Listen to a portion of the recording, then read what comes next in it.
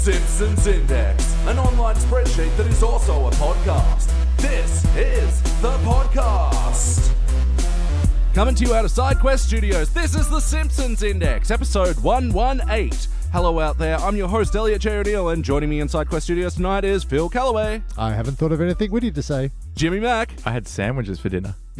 And here as always, except when he's not, BT Calloway. Oh, hoi hoi. And yes, thank you for joining us for the Sandwich Index. No, wait, that's the other thing on our website. That's the secret hidden thing on the website. Secret! Easter eggs to the sandwiches. So yes, thank you for joining us for the Simpsons Index. This is a podcast where we watch and review 3 episodes of The Simpsons at a time, but there's a twist. Each episode must come from a different decade. How are we doing, fellows? Doing very well. Agreeable. Pretty good. Yeah, everyone's being fueled by sandwiches. Yeah, I think I've never been called a fellow before, so I'm in uncharted territory. Ah. All right, well, enjoy it. Yeah, it's roomy. But you were called Othello once when you did Shakespeare, right? Negative. Get the fuck out.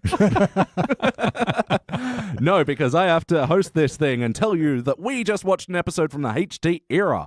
This was season 23, episode 20, The Spy Who Learned Me. First released in May of 2012, it was directed by Bob Anderson, written by Mark Wilmore. In this episode, Homer suffers a concussion at work and starts hallucinating. Yeah, a famous James Bond parody-esque guy, Stradivarius Kane, is giving him life advice to improve himself. And in the B story, Bart gets Nelson fat with Krusty Burgers. Guys, what did we think? Quite like the A story, did not care for the B story. The story was all right. Bit slow to get off, but I thought it was actually, for HD era, I thought it was a pretty decent episode.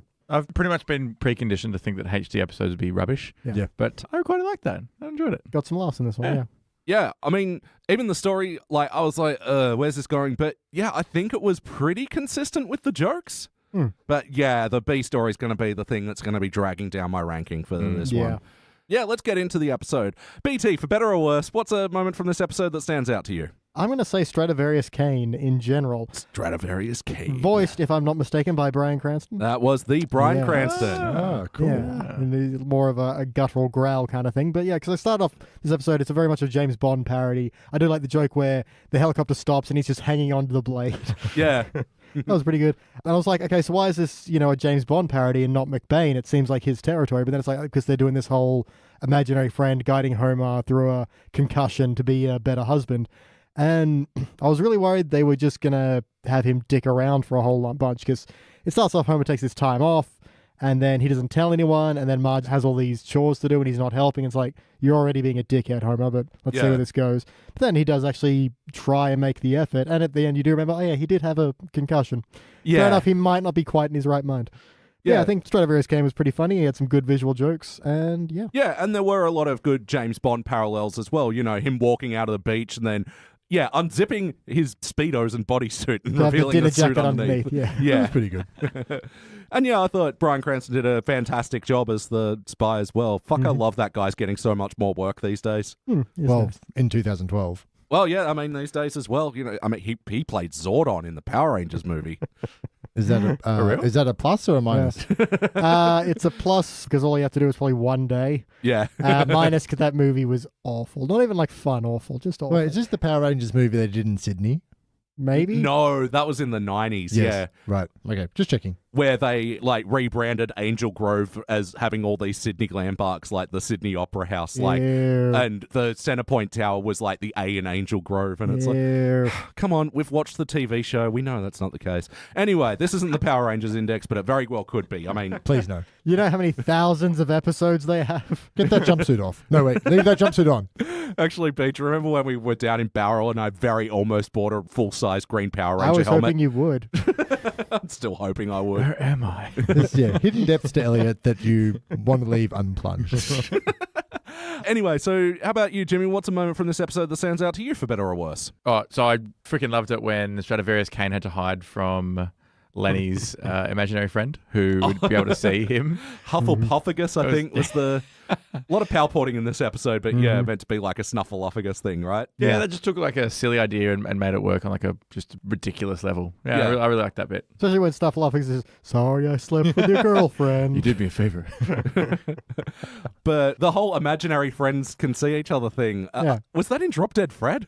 Is that where I'm remembering that from? Maybe it's been about 50 years since I've seen that movie, so... Yeah, good movie. Or are you thinking about ghosts from the movie Ghost? What's a ghost but an imaginary friend? I don't Yeah, know. I think that's the same thing, isn't it? Yeah. What Yeah, is that it? you just didn't imagine. And who scares you? Who is dead? Depends on what you're scared by. They really can't do much if that's... Apart from ectoplasm on you in your sleep, which is... I'm Hang- always afraid of Can that. give you a blowjob if you're Dan Aykroyd. Weird part of that movie. Yeah, and I suppose then that joke ran on into him needing help suddenly and cracking himself on the head to Yeah. concuss himself back to an imaginary friend. Mm-hmm. The And- correct one. yeah. Cycling through various imaginary... I like Clippy turning up for a moment.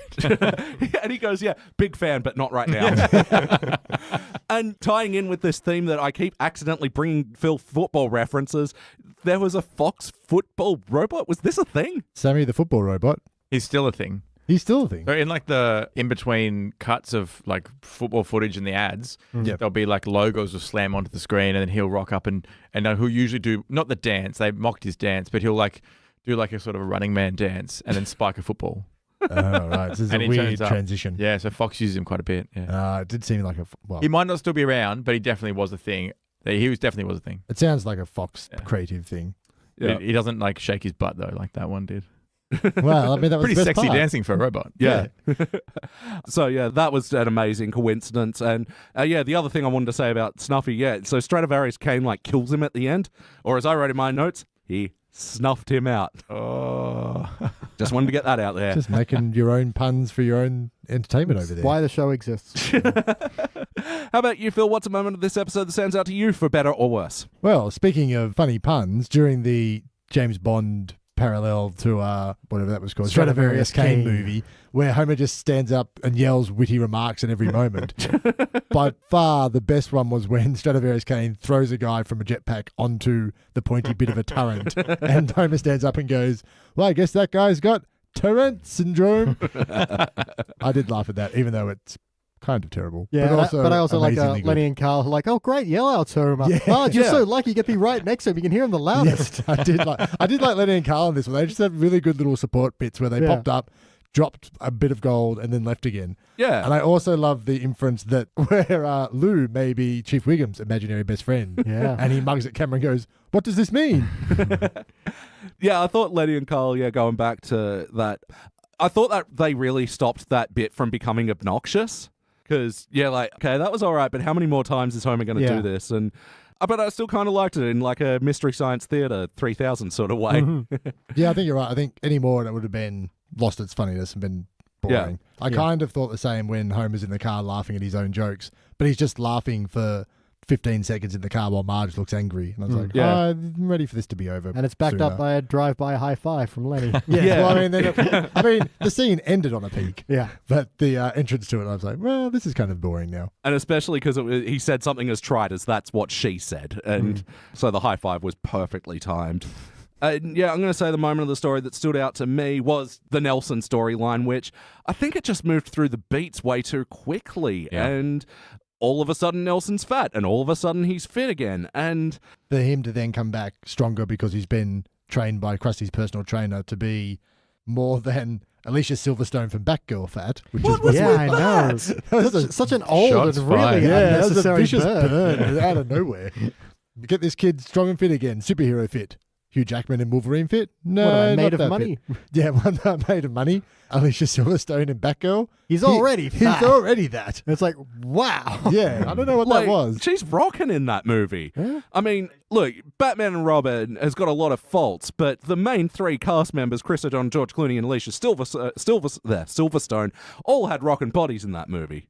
And a lot of gratuitous butt shots of all. Oh my God, the butt Very shots. true. Actually, it was a pretty terrible movie. It but was a terrible movie. the only reason it made it. But delightfully terrible. That is fun terrible. Yeah. Because, yeah, thinking back to Power Rangers, yeah, because remember, like, the training sequence went for like an hour, and then, It takes like 2/3 of the movie before they even get into a fight. yeah, and then the Zords is, like, crammed in the last 10 minutes. And then everything hinges on a Dunkin' Donuts. Oh, sorry, a Krispy Kreme. yeah. One All right. sentence I've never heard before in my life is thinking back to Power Rangers.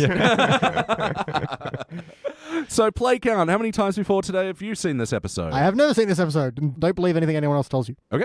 Zero. That's the truth. I've seen it once, and maybe it's a lie. You keep that together. Yeah, I've seen it once before. I actually had this marked down on my index as a much lower ranking. But yeah, I haven't really returned to this one. I don't really like season 23 that much. So let's talk about some of the wackiness in this episode. What are like the cartoony elements? Mr. Burns ate a dude. Yeah. Just in a story. But I do like the back and forth of give this man one Tylenol and send him back to work. It's like, Uncoated Tylenol. He's had a concussion. It's like, pish posh, I was once clubbed in the head in the Amazon and returned to work. That was your partner you sold to the cannibals. Oh, yes. I ate his brain. That's why I have his memory. I did like that kind of explanation as to why he thought that was him. It's so dark. I know. Yeah, I mean, I guess Homer, the whole hallucinating Stradivarius Kane and the adventures they get up to. I liked that Stradivarius Kane wanted to watch them kiss. Kiss her while I watch. Yeah. And then just creepily like leers at them. Wasn't it a weird bit where Homer goes, "Can I put my hand through you?" And he's like, "Sure, try." And Homer just immediately goes for a dick grab. Straight for the crotch. And he's like, "That's class." Like he's living out his fantasy. Always wanted to put my hand through ghost cock. Ghost cock. It's a movie. I'm going to put money. That's already a movie. Oh, yeah, it's definitely a porn actor. Just That is a very different. She's sculpting something very different.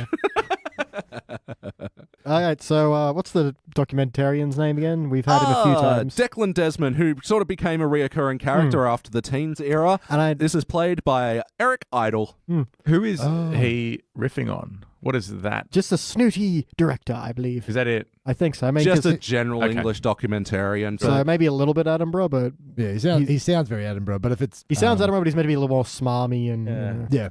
If it's Eric Idle, he probably sounds like Edinburgh anyhow. Yeah. Because, English. But he's showed up a few times. He's mentioned the title, Would You Like Lies With That, before. Did this become before or after that? Because I haven't what happened. This has got to be a parody of that. Like this... No, as in, he's mentioned the actual title, Would You Like Lies With That? Oh, really? Yeah, I mean, one of his others. And I'm trying to think if this is a callback or a call forward. Perhaps our friend in the editing bay can help us out. Editing friend Elliot Guy here to say that, yeah, BT, you're right. Declan Desmond did mention Would You Like Lies With That by name in another episode. That was in season 14, Excuse Me While I Miss the Sky. And yeah, extra credit to you, man, because we haven't actually reviewed that episode yet. Good memory. Kudos. Back to the show. Thanks, buddy. And we're back. What I didn't like it. Well, first time that happened, it freaked the shit out of me. I was like, are they having strokes? Who's doing what? What guy in the editing bay? You're gonna be like, where did that come from? No, but the bit that cringe and also wackiness, he has a nugget IV, just feeding chicken nuggets into his blood.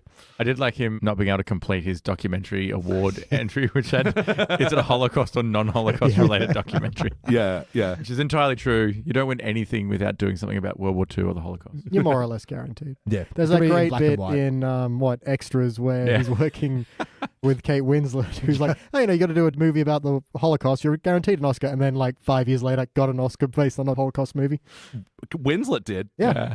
The reader. Oh, I didn't know that. That's amazing. But I liked a lot of the documentary stuff as well, even the wacky moment of him having his cholesterol literally scraped from his skin. Yeah, that was kind of gross. I could have done without the zoom in on the cholesterol. Like the joke in the scrape, sure, but then the zoom in and just watch it drip. Yeah. Yeah. I mean, there were his other good wacky moments of Mr. Teeny flipping the burgers and rubbing his butt on it. Points to the sign, may contain traces of monkey ass hair. Transparency in advertising. A cartoony moment I did not like was when he got knocked over by Burns, flies through the air at a weird pace and he's holding two light globes and he gets into a skier's stance for a second. Goes into an alpine skier and then he collapses to the ground. It was very weird, totally unnecessary. Yeah, he could have just fallen. There was no joke need to be this whole thing. Yeah, he was already on a ladder. And it made the fall come 12 seconds after he was hit off the ladder. Yeah, because I was assuming the fall was going to be where we were going. Like he gets in that skier position and maybe he lands and he takes up skiing or for some stupid reason. It felt like the fall was the purpose rather than the impact and the concussion that was then cut to black. So why not just cut to black? Yeah, I was kind of almost ready for him to land on a pile of money and ski his way down, and then the show becomes Burns sponsors him to be the next whatever that downhill. Yeah, the downhill skier thing. I thought that's kind of where that was going when they brought that up, but it was just weird, long and weird. And she said. Oh yeah, the one bit of the documentary I really didn't like was the ending of it, where he's like, I'm going to turn you into sausage patties. Only his foot was turned into sausage patties. Yeah, I don't ever really like the freeze frame on black and white and then give me text to explain whatever the joke happened. But there's 3 screens as well. Even then, Krusty Burger is meant to be fattening and lazily put together, fine, but he's not silent greening people. No. And then at the end, he's just I'm going to turn this Englishman into English breakfast patties. And No, you're not. Yeah, That it's was weird. never your thing. And even Krusty's argument later on when Lisa comes and confronts him, he's like, hey, I didn't force him to buy this crap. Yeah. You know, he knows it's not good food. Yeah, he's like, but we have yogurts and salad on the menu. Well, you never actually serve those. Oh, okay, I'll do everything you want. It's like, piss off. I never told you to buy all that. Yeah. Yeah. It seems weird. How is this my fault? Yeah, the Nelson story is just so lazily breezed through. And another part I don't like about it is that Bart, like, effectively gets dropped off it. And it was, like, Bart's plan. And, like, why wasn't Lisa confronting Bart about it and trying to make him feel bad? Like, Well, also, how did Lisa know that it was Bart's fault indirectly Oh, that yeah. Nelson got fat? Like, she just saw Nelson on a documentary on TV about how fat kids are. Yeah, and she just sees Nelson and then kind of like glaringly looks at Bart. But yeah. how would she have any idea that he stole Bart's Krusty coupons? I would have rather found out how Bart got a book of Krusty coupons. Yeah, they're all free. Not like discounted, but free. Yeah. Yeah, yeah. And he bought, like, 3 burgers and 3 fries in that meal. And, like, yeah, he put some money into Yeah, this. especially for a kid whose only money's being stolen by the bully. How did he get 3 Krusty Burger meals? I did like in that news report, though, where, I mean, because you see this on every report about overweight people is the headless fatties. And it's something that the Chaser brought up is, when you're doing a documentary about fat people, you must never show above their neck. It also means you don't need their permission to show their footage of them. Yeah. Any other wacky moments? Right at the end when Nelson's buff, is he taller by like a foot? Yeah. That was really stupid. It's like, we know what Nelson looks like, motherfuckers. Yeah, it's the same height as Skinner. Yeah. He punches Skinner in the face. Yeah. And there's no comeuppance for that either. He's like, he's now assaulting adults and everyone's cool with it. Who's going to stop him? Jesus. Sammy the throwing robot. He's imaginary. He's a costume of Stradivarius Kane. All right. Clippy. Yeah, he's real. Yeah, it was such a shitty tag for an episode that I was mostly enjoying, you know? That if he's going to end the episode super buff, why wasn't he ending the episode super fat? And yeah, there was just no point to it. And the violent thing wasn't funny. Like, Yeah. yeah. So, how about some heart? Did you guys feel the bumps? Not really. No. I'm going to say everything that went with Nelson missed. And even Homer's taking time off to be with Stradivarius to learn to be a better husband really just sounded like a machination of Homer just spending 6 weeks not being at home. Yeah. Because you didn't see any of the home life going on when he wasn't working. And you only really got Marge was unhappy for the first 2 minutes after the movie. And then everything else was kind of, Yeah. you didn't really see Marge at all. So you didn't really get the feeling of it. And then at some point she just brings Homer lunch for no reason at work to discover that he's not at work. Yeah, I feel the heart was super lacking in this. This could have worked better if Homer had just woken up in the hospital and it was all a dream or something. Or was it? Oh, I would have hated that.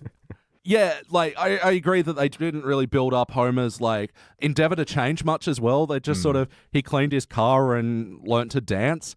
And I mean, he actually gets his redeeming moment doing the bad thing. Stradivarius Kane literally teaches him how to lie his way out of the moment. He says, just do this, tell her the truth. But that's not what he was doing. He hadn't been doing that. Yeah. Well, it's kind of implied that's what he was doing the whole time, is trying to be a better husband. He spent some time at Moe's. We didn't see enough of what Homer was doing to fill 6 weeks. We really don't know. I think that's the issue is like you say, we didn't see Homer learning to be better and we didn't see Marge suffering that Homer's being worse. He makes up a lie, we think. Well, it seemed like a lie to me. And then Marge accepts it and seems happy. And then Stradivarius watches them kiss, which is weird. yeah. Hey, you're imaginary friends. Don't just leave because you want them to. That's true. Oh, wow. That's the log line for a really weird movie. I'm on board. Let me start scripting. Yeah, we can all agree that could have been a bit more built up in the heart because there was definitely room for it. And Yeah, I mean, it starts with, Homer's about to take his first non-day off, and then Marge is like, oh, I've got to take May to the doctor, and then a guy's coming to see that smell in the house is, and it's like, dude, just help with that, and you're a better husband. yeah. Like, there was this HD era episode that it's kind of mixed at best where Homer wins the lottery and doesn't tell Marge, but he is secretly, like, fixing stuff around the house with the money as well, and it's, like, kind of sweet. Like, and yeah, there should have been sort of a bit more of that in this story. But ultimately, though, did this feel like an episode of The Simpsons? Yeah, I'll say Homer's stuff did. Because, imaginary friends, concussions, work accidents, they're all par for the course for him. Yeah. The whole Bart Nelson thing, no one was responsible. I don't think Bart was to blame because if Nelson hadn't stolen his lunch, none of this would have started. So, he stole the stuff. That's on him. And yeah, what do you reckon? Like, does it feel like The Simpsons as a show as well? Yeah, I think I agree. It feels very much a Homer-centric episode from maybe the late 90s. Like the kind of where everyone else is kind of a background character and we love watching Homer do weird stuff. Yeah. It feels like that, but everything else is kind of not there. You compare this to like the one where he starts imagining Colonel Klink. And that's because he's having problem. He's being tempted by another woman, and there's an external force enacting his actions, and that the hallucination is like an extra part of that. Whereas this, it's all just the hallucination, and he's got time off, but there's no impetus. There's nothing pushing him to it. He's just like, oh, I'm going to use this time to be a better husband. It's like nothing other than one slight argument is pushing him towards that. Yeah, exactly. And also, that wasn't his first motivation. He wanted to have time off, and then he's like, oh, I'm going to stay here with my family if I get time off. I'm going to pretend to go to work, and then the idea doesn't even come to him. It literally appears. His hallucination suggests it. It appears out of the body while he's in the bar. So it's not like he had, like you said, an impetus or a reasoning for wanting to be a better husband. Yeah. It literally came from a knock on the head. And I've got this deep and abiding suspicion that The Simpsons and a lot of shows write a character into existence to justify having a celebrity voice it. And Stradivarius was a vehicle. I didn't know it was Cranston. Yeah. But now it makes sense why he featured so much and why he was such a significant driver of the show, because they wanted to justify paying Bryan Cranston to come do their voice. And they would have had to been paying him 2012 Bryan Cranston money, you know. Which was money. Oh, that's the top of the honeypot money. So my deep feeling is that episodes that have a celebrity voice actor come in tend to be a little bit shallow and try and shoehorn that into as many bits as they can. Yeah. I might be wrong. I certainly haven't watched enough of the rest of the late season episodes to know that for a certainty, but it just feels that way. Yeah, the cynical part of me definitely agrees. It's a very, very good take on that. It's so true. Like, watch the Lady Gaga episode. Oh, don't watch the Lady Gaga. Actually, do a one-off episode where we just film James's face while he watches Lady Gaga episode. No reaction videos. I don't know what that's called, but whatever that's called. How recently was that one done? That was actually the same season. Okay, so same period. Yeah, wow. I dodged the bullet. Yeah, You did. Right. I only saw it by accident on Foxtel once, and I only knew it existed because these guys had bitched about it. And I was like flicking through, and I saw it, and I went, I have to watch this now to find out how terrible it is. It's our reigning champion of failure. Yeah, it is a steaming on fire bag of poop. Yeah, feeling like an episode of The Simpsons. I like a lot of the jokes. The jokes to me feel very Simpsons-y, but I mean, character integrity, I don't think anyone's really off. I think everyone's pretty true to themselves. Like, it's just, weak motivations. Yeah, everyone is just a one-note version of what their normal character is. Yeah, because even with like the troubled home life, you know, and going back to the Mindy episode, you know, when Homer arrives home and Lisa's done the burnt fish sticks, where they're frozen on the middle. So it balances out. Yeah, and Bart's got weird hair stuff and giant shoes. Fuck, what a good episode. That raccoon stole my laptop! Yeah. So yeah, this feels like... Kitch had a radio in the coffee pot? He did? So yes or no, would you watch this one again? I want to watch half of it again. That's the kind of... I want to watch the A story, and that's it. So I'm going to say yes, tentatively. Yeah, I would. Yeah. Is the hungover test a yes or a no? It's usually a yes. If you would watch it hungover or like on a plane when there's nothing else to do. Yeah, I mean, that's really paring down my options. You're on a plane, there's nothing else to do. Do you watch this episode of The Simpsons? I'd have to really hate it. I would watch this one, but yeah. Yeah, we'll probably watch this again. We might watch it in a playlist. What playlist would this belong in? Movie parodies? Yeah, like action movie stuff. Put this with a couple of the McBains. Appearance of imaginary friends. Like when Barney hallucinates that pink elephant that stomps the bad acid trip. That was awesome. Yeah. Love that. Thanks, Pinky. You've always been there for me. And the Mindy episode, Colonel Klink and all that. Like Homer trying to redeem himself for Marge. Yeah. There's plenty of those. Yeah. I'm going to say monkeys cooking things. I don't know if that is. Name one other thing. I can't. But I'm sure Elliot or Ben will be able to help me out there. Yeah, Gentlemen. well, I think I'd just put this in a good Mr. Teeny playlist. Yeah, and Krusty Burger, I guess.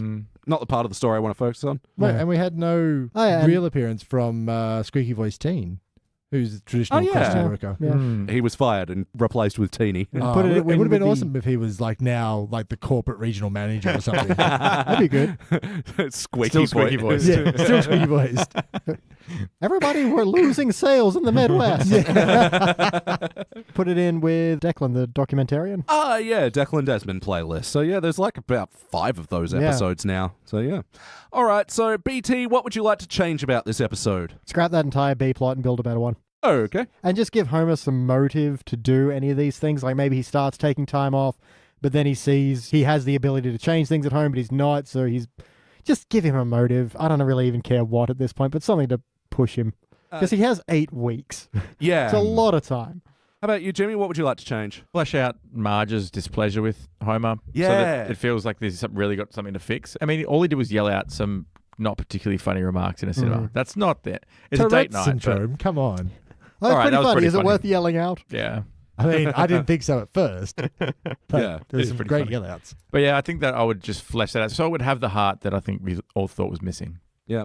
How about you, Phil? Yeah, I would drop the B story as it is, and maybe you could get fat obese kids and Marge, who cares about things in the world, as a B story that then introduces more fat kids into Homer's house so that he has motivation for being outside. And that way you can have like a juxtaposition between, or not even juxtaposition, just a balance from Homer going out and doing his thing to being a bad/better husband to some other impetus for that happening. Because otherwise, as it is, things just happen because that's what it said in the script. Yeah. So, yeah, I reckon lose the B plot and use that time to make the rest of your characters or the rest of your story make sense, or have a B plot but make it better. Yeah, well, I think we've got a classic case of this is like 2 episodes that could have been full episodes in their own right, because they don't have anything to do with each other, really. And, you know, I agree that, they should probably just lose the B plot entirely. But, you know, devil's advocate, I want to see a B plot where it's more about Lisa being suspicious of Bart or trying to, you know, humanize Nelson a bit because he is a troubled kid that is surprised that he's getting lunch one day. Yeah. If he's not using the money to buy himself lunch, what is he using it for? You know, I just have a lot of questions about this. And every scene, he just changes body again. Yeah. You know, he's fat and then they go to Krusty's and he's even fatter and he's balding for some reason. And then he's buff and 6 feet tall. It just moves through the paces too quickly. So just slow that train right down. You know, let's live in this story for a bit longer.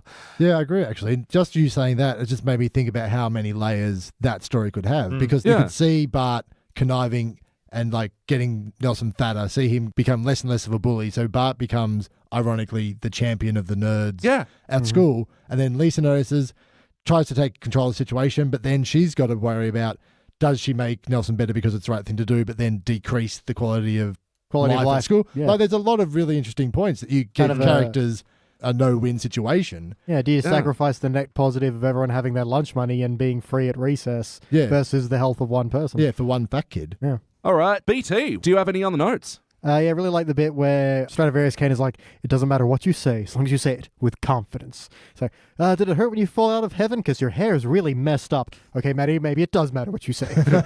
Want to see how many hard-boiled eggs I can eat? Just shut up and say this. Her response, "Ooh, I really love an articulate fatso." It's a low bar. Yeah.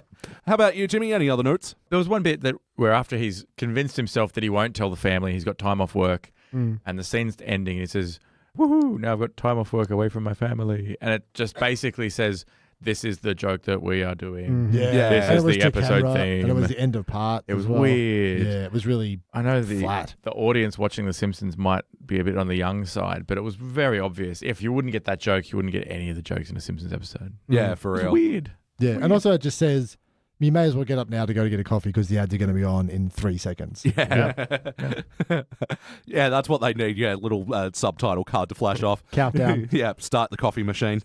Warm your vape now. How about you, Phil? Any other notes? In the Stradivarius Kane movie, the bad guy says, we don't have to worry about Stradivarius. My mistress took care of him. And she's like, yep, I finished him off. He was a great lover. What?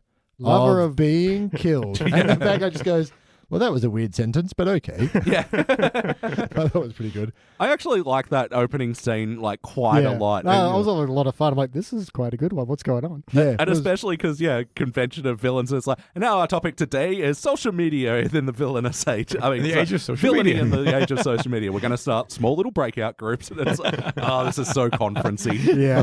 But I think it's also because the music was really good for that. Like, it was very on point for being James Bond without actually being copyrightable James James Bond. Yeah. My other notes are Nelson went up to Mrs. Van Houten and said, "Your mom's next," and then turned up to her hair salon and went, "You make dumb kids, lady." Don't know. Well, I got it as a minus, but I wrote it down, so I'm saying it out loud. I didn't mind that, but like him pouring out the Van Houten blue hair, it's like, why are you bullying someone's mom? Yeah. Like, He's just out of control. Yeah. I like that Grandpa's only line in the entire episode was, "No one will tell me if I'm a ghost or not." I feel that guy. That's Sometimes Grandpa has some fucking cracking lines. just put your hand into his crotch and, if you... if you hit crotch, you're now a criminal. I like when Homer decides he's going to skip or telling the family he's got 8 weeks off and just play hooky all day. He throws his shoes off screen one at a time and they both hit Lenny. I thought it was Flanders. Yeah. Oh, but it was the wrong way. Oh, that's why he said the wrong way. That's why I didn't think it was Flanders. It did sound like Lenny. I thought it was as well. Yeah. I heard Ned. It doesn't make sense that it was Lenny, but that just sounded like him. He'd been like close on hand every single scene. I just assumed Lenny was still there.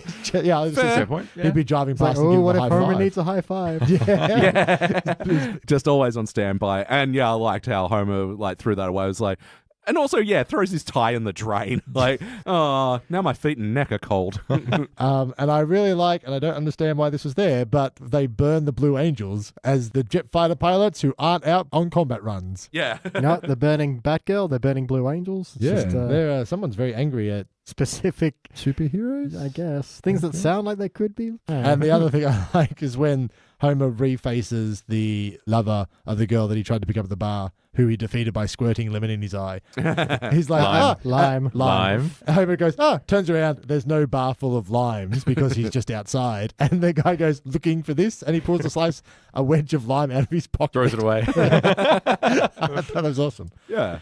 It was a good, little villain moment there as well. You think a lemon can stop me? A lime! Not the Greg Kinnear story again. He's not your friend. Then why'd he say he called me? All right, it's time for my final notes. Now it's time for his final notes. Final Elliot's final notes. Nice. I did that wrong, sorry. It's all right. The important thing is that you tried with gusto. That you said it with confidence. How many boiled eggs do you think I can eat? I mean, 3. I can Like guarantee you 6? it's 4 because that's what I had today. Really? Yeah, that's what I had for lunch. 16 then? 4 boiled eggs for lunch. Yeah, and some cucumber and spinach Why? because it's lunch.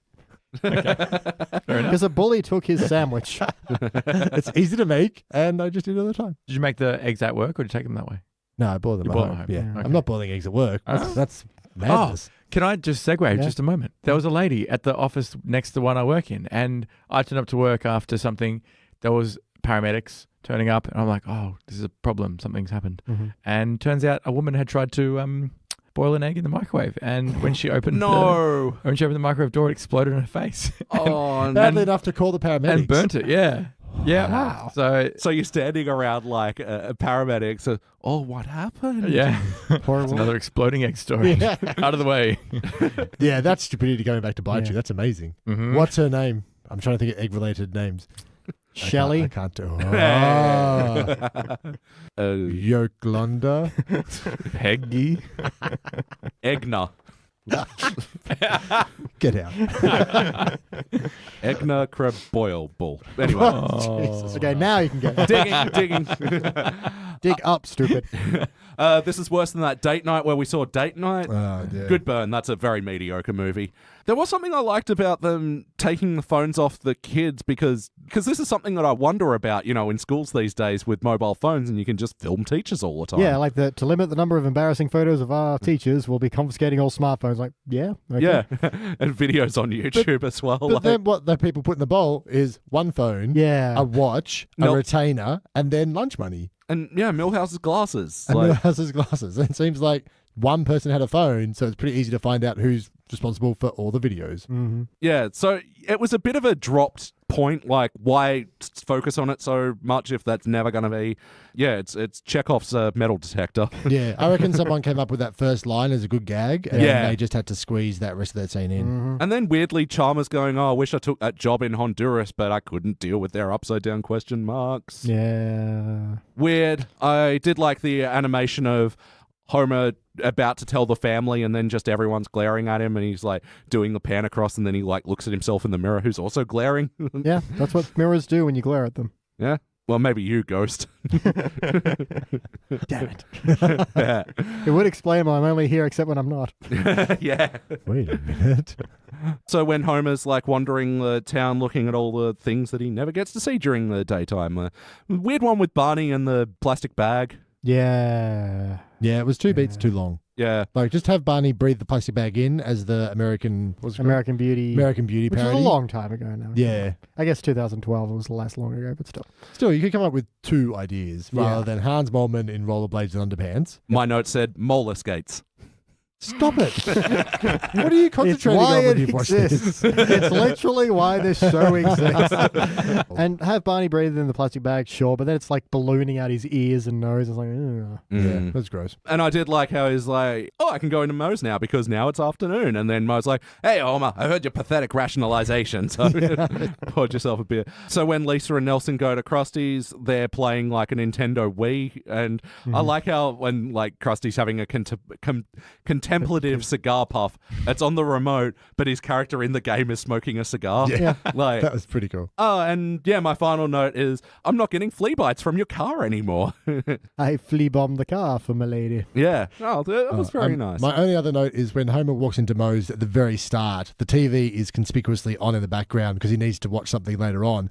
But it's a trailer for a space movie called Tic Tac Toe. And it's just like giant ships in the shapes of X's or O's like lining up in space. I think they've had a different episode where they go to the movies and that's like the full trailer. Yeah. I was all right. Yeah, so this is like a background callback, and yeah, I quite enjoyed that. But I did 'cause think it's- it was pretty involved for just being on the TV behind someone's head in the background. Yeah. All right, I think it is time to rank this thing. On the Simpsons Index, we rank using our 6-point scale, which starts down the bottom at failure.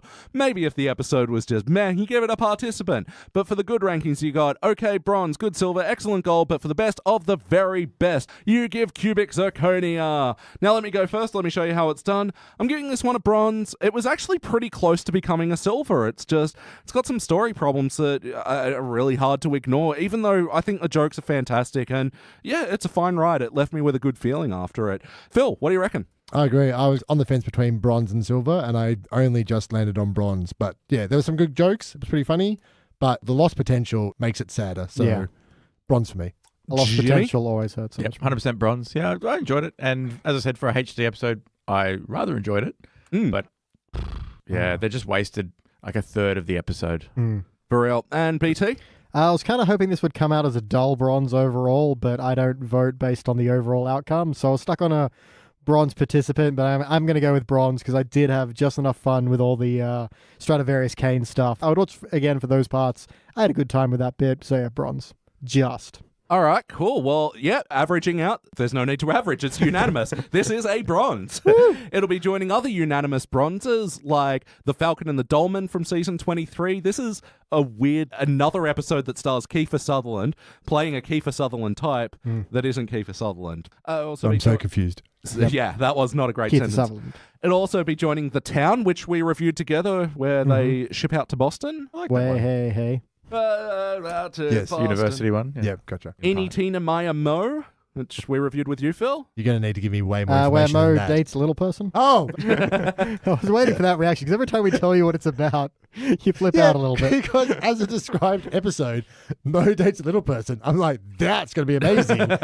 Turns out, not amazing. Just full of really poorly thought out short jokes. Yeah. Oh, that's a bit sad. How I Spent My Strummer Vacation, where Homer goes to rock and roll fantasy Oh, camp. man, that one comes up a lot. Yeah, I mean, that was one of the first ones we did. Yeah, I know. Yeah. Homer the Mo, where Homer becomes the Mo. Oh, and also Take My Wife Sleaze, when Homer forms the Hell Satans. All right. So there were so many Take My Wife blank parodies that I get confused which one's which. I still like the Hell's Satans as a motorcycle gang. Yeah. But It was just a surprisingly flat episode, wasn't it? yeah, it could have been a lot better. But Yeah, it was from memory, the first half is really good, and then it just tanks. Oh, but then there's the motorcycle fight where Homer and like John Goodman are Swinging the choppers. Yeah, that's Yeah. right. All right, now before we move on to the teens era, is that reputation justified? Is that reputation justified? justified. Rowan Kaiser of the AV Club. Stole our damn word for dickety. He gave this episode a B+. Aye. Yeah, that's like a silver on our scale. Like, No, well, a lot of us were near a silver, so. yeah, that's true. He said the episode was a simple emotional story, noting that most of it had been done many times before by the show, but it still worked and was funny. Yeah, it's sort of true. All right, well, that does it for the HD era. Let's move on to the teens now, where we will be watching, and this one was intentionally picked as a football episode. We are going to be watching Faith Off. I love that these guys are so unsporty that I'm the most sporty person they know. It's a sad indictment for sports. It's a low bar and you cleared it with ease. Yeah. Well, you as well, Jimmy. Like, did you guys watch the Super Bowl or? Yes. I did not. I watched it on I streaming. have read the memes that talked about how boring it was. Oh, Yeah, it was super, not a lot of fun. Yeah. I'm very glad I didn't take the day off work. Yeah, I worked. Yeah. I just discovered that you could stream it on a channel that rhymes with Chevin Hate. Chevy Chase. Hey, Chevin Hate. I thought I shut that dude down. Oh, let's get out of here.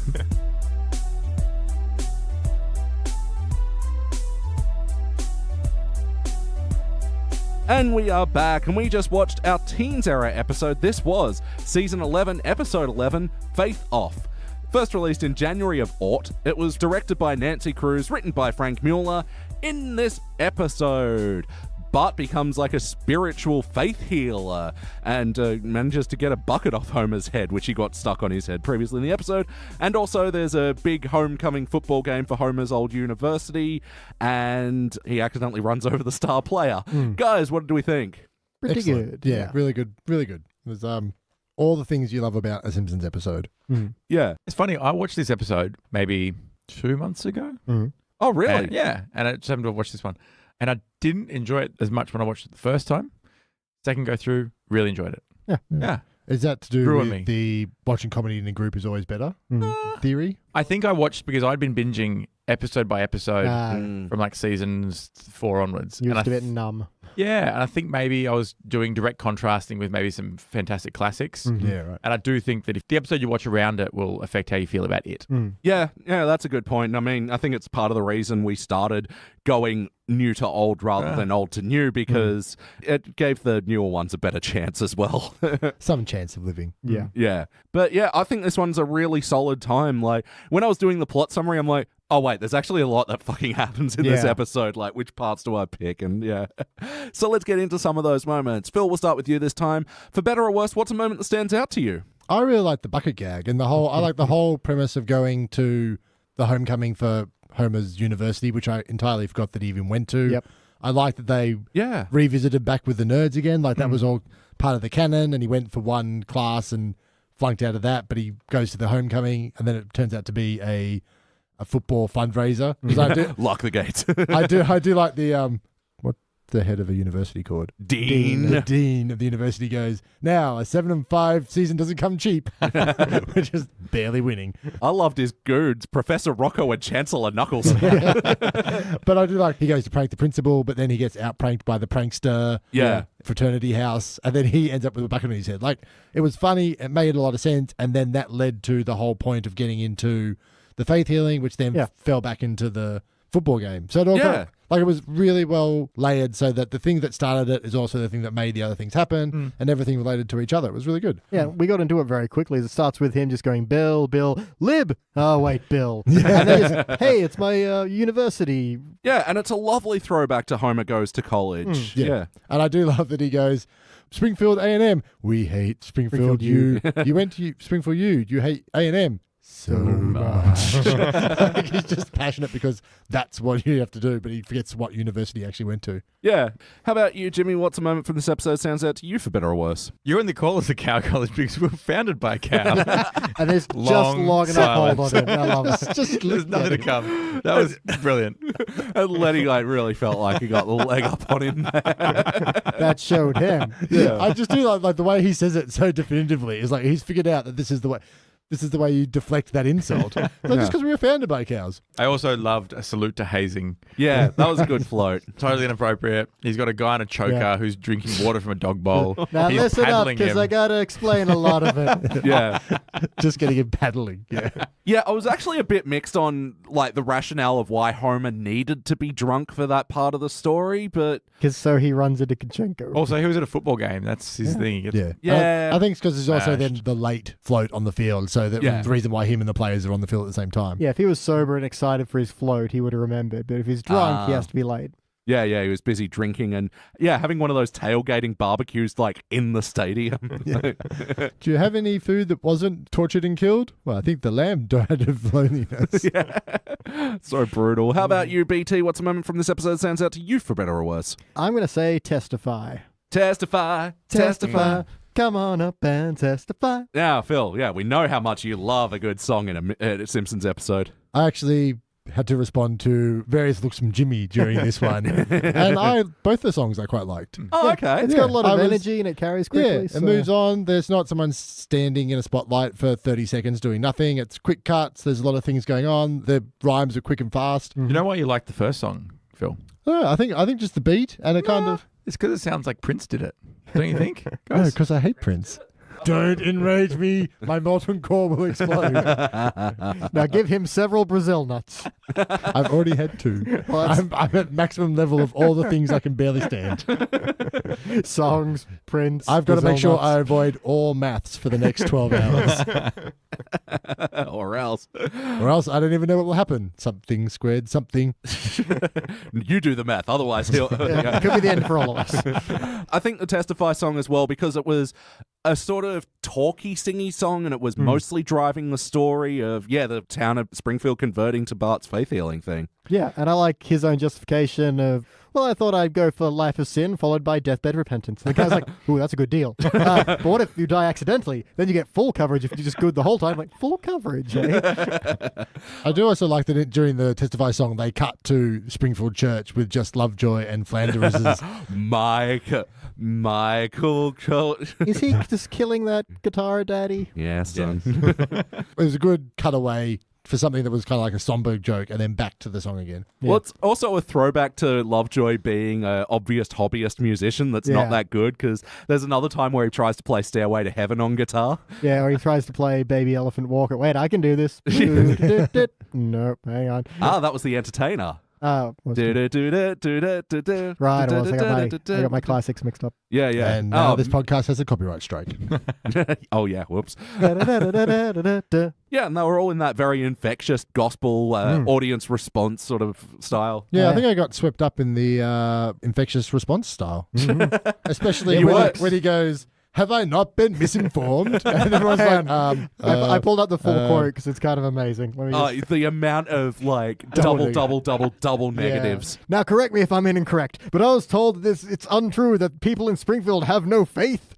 Was I not misinformed? Yeah. The answer I'm looking for is yes. No, that was so much fun. And yeah, that was one of the guest stars for this episode. Anyone pick up who was playing Brother Faith? Keith Richards. No. James Brown. No. Meryl Streep. You've had your turn. I always say one ridiculous one, then Meryl Streep. No. Who? What if I told you he was Marvel's War Machine? Meryl Streep. Is that Cheadle? Yeah, Don Cheadle. Hey. Did you know Don Cheadle was in early Fresh Prince of Bel-Air? Really? Yeah. Look the other day. Does he get thrown out of the house by Uncle Phil? He does get thrown out of the house eventually. Yeah. He almost gets married to Will's cousin. Yeah. I thought Don Cheadle did a really, really good job as Brother Faith in this. Yeah. Very much embodied the character. Yeah. I think it's a really good take as well because, we're so used to the Church of Springfield and, of course, people would be instantly into this as being a lot more exciting with music and dancing and Tybo. Never give them an opening. Yeah.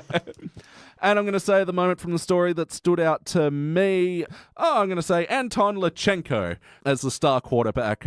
Wait, no. What is he? Kicker. He's a kicker. Yeah, he uses his feet or his kickers, as they also called. His kickers do work. Although they do this thing where they're showing him absolutely dominating in the game and Springfield A&M don't have a chance, but then all of a sudden the score is really close. Yeah, because they have a whole half. He gets run over at halftime. Oh, yeah. There's a lot of football left. Oh, that's true. Yeah, we just don't see it, unfortunately. He can only kick field goals. It's all the other football he can't.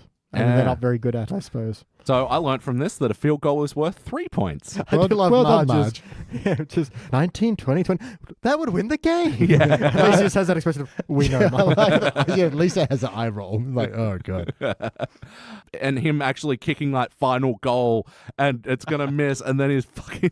And the music comes back on yeah. for the second As kick. As his detached leg just swings and kicks it over. Mhm. Oh, I was man. thinking, while that was happening, I reckon that would be a flag. You're not allowed to kick the ball twice.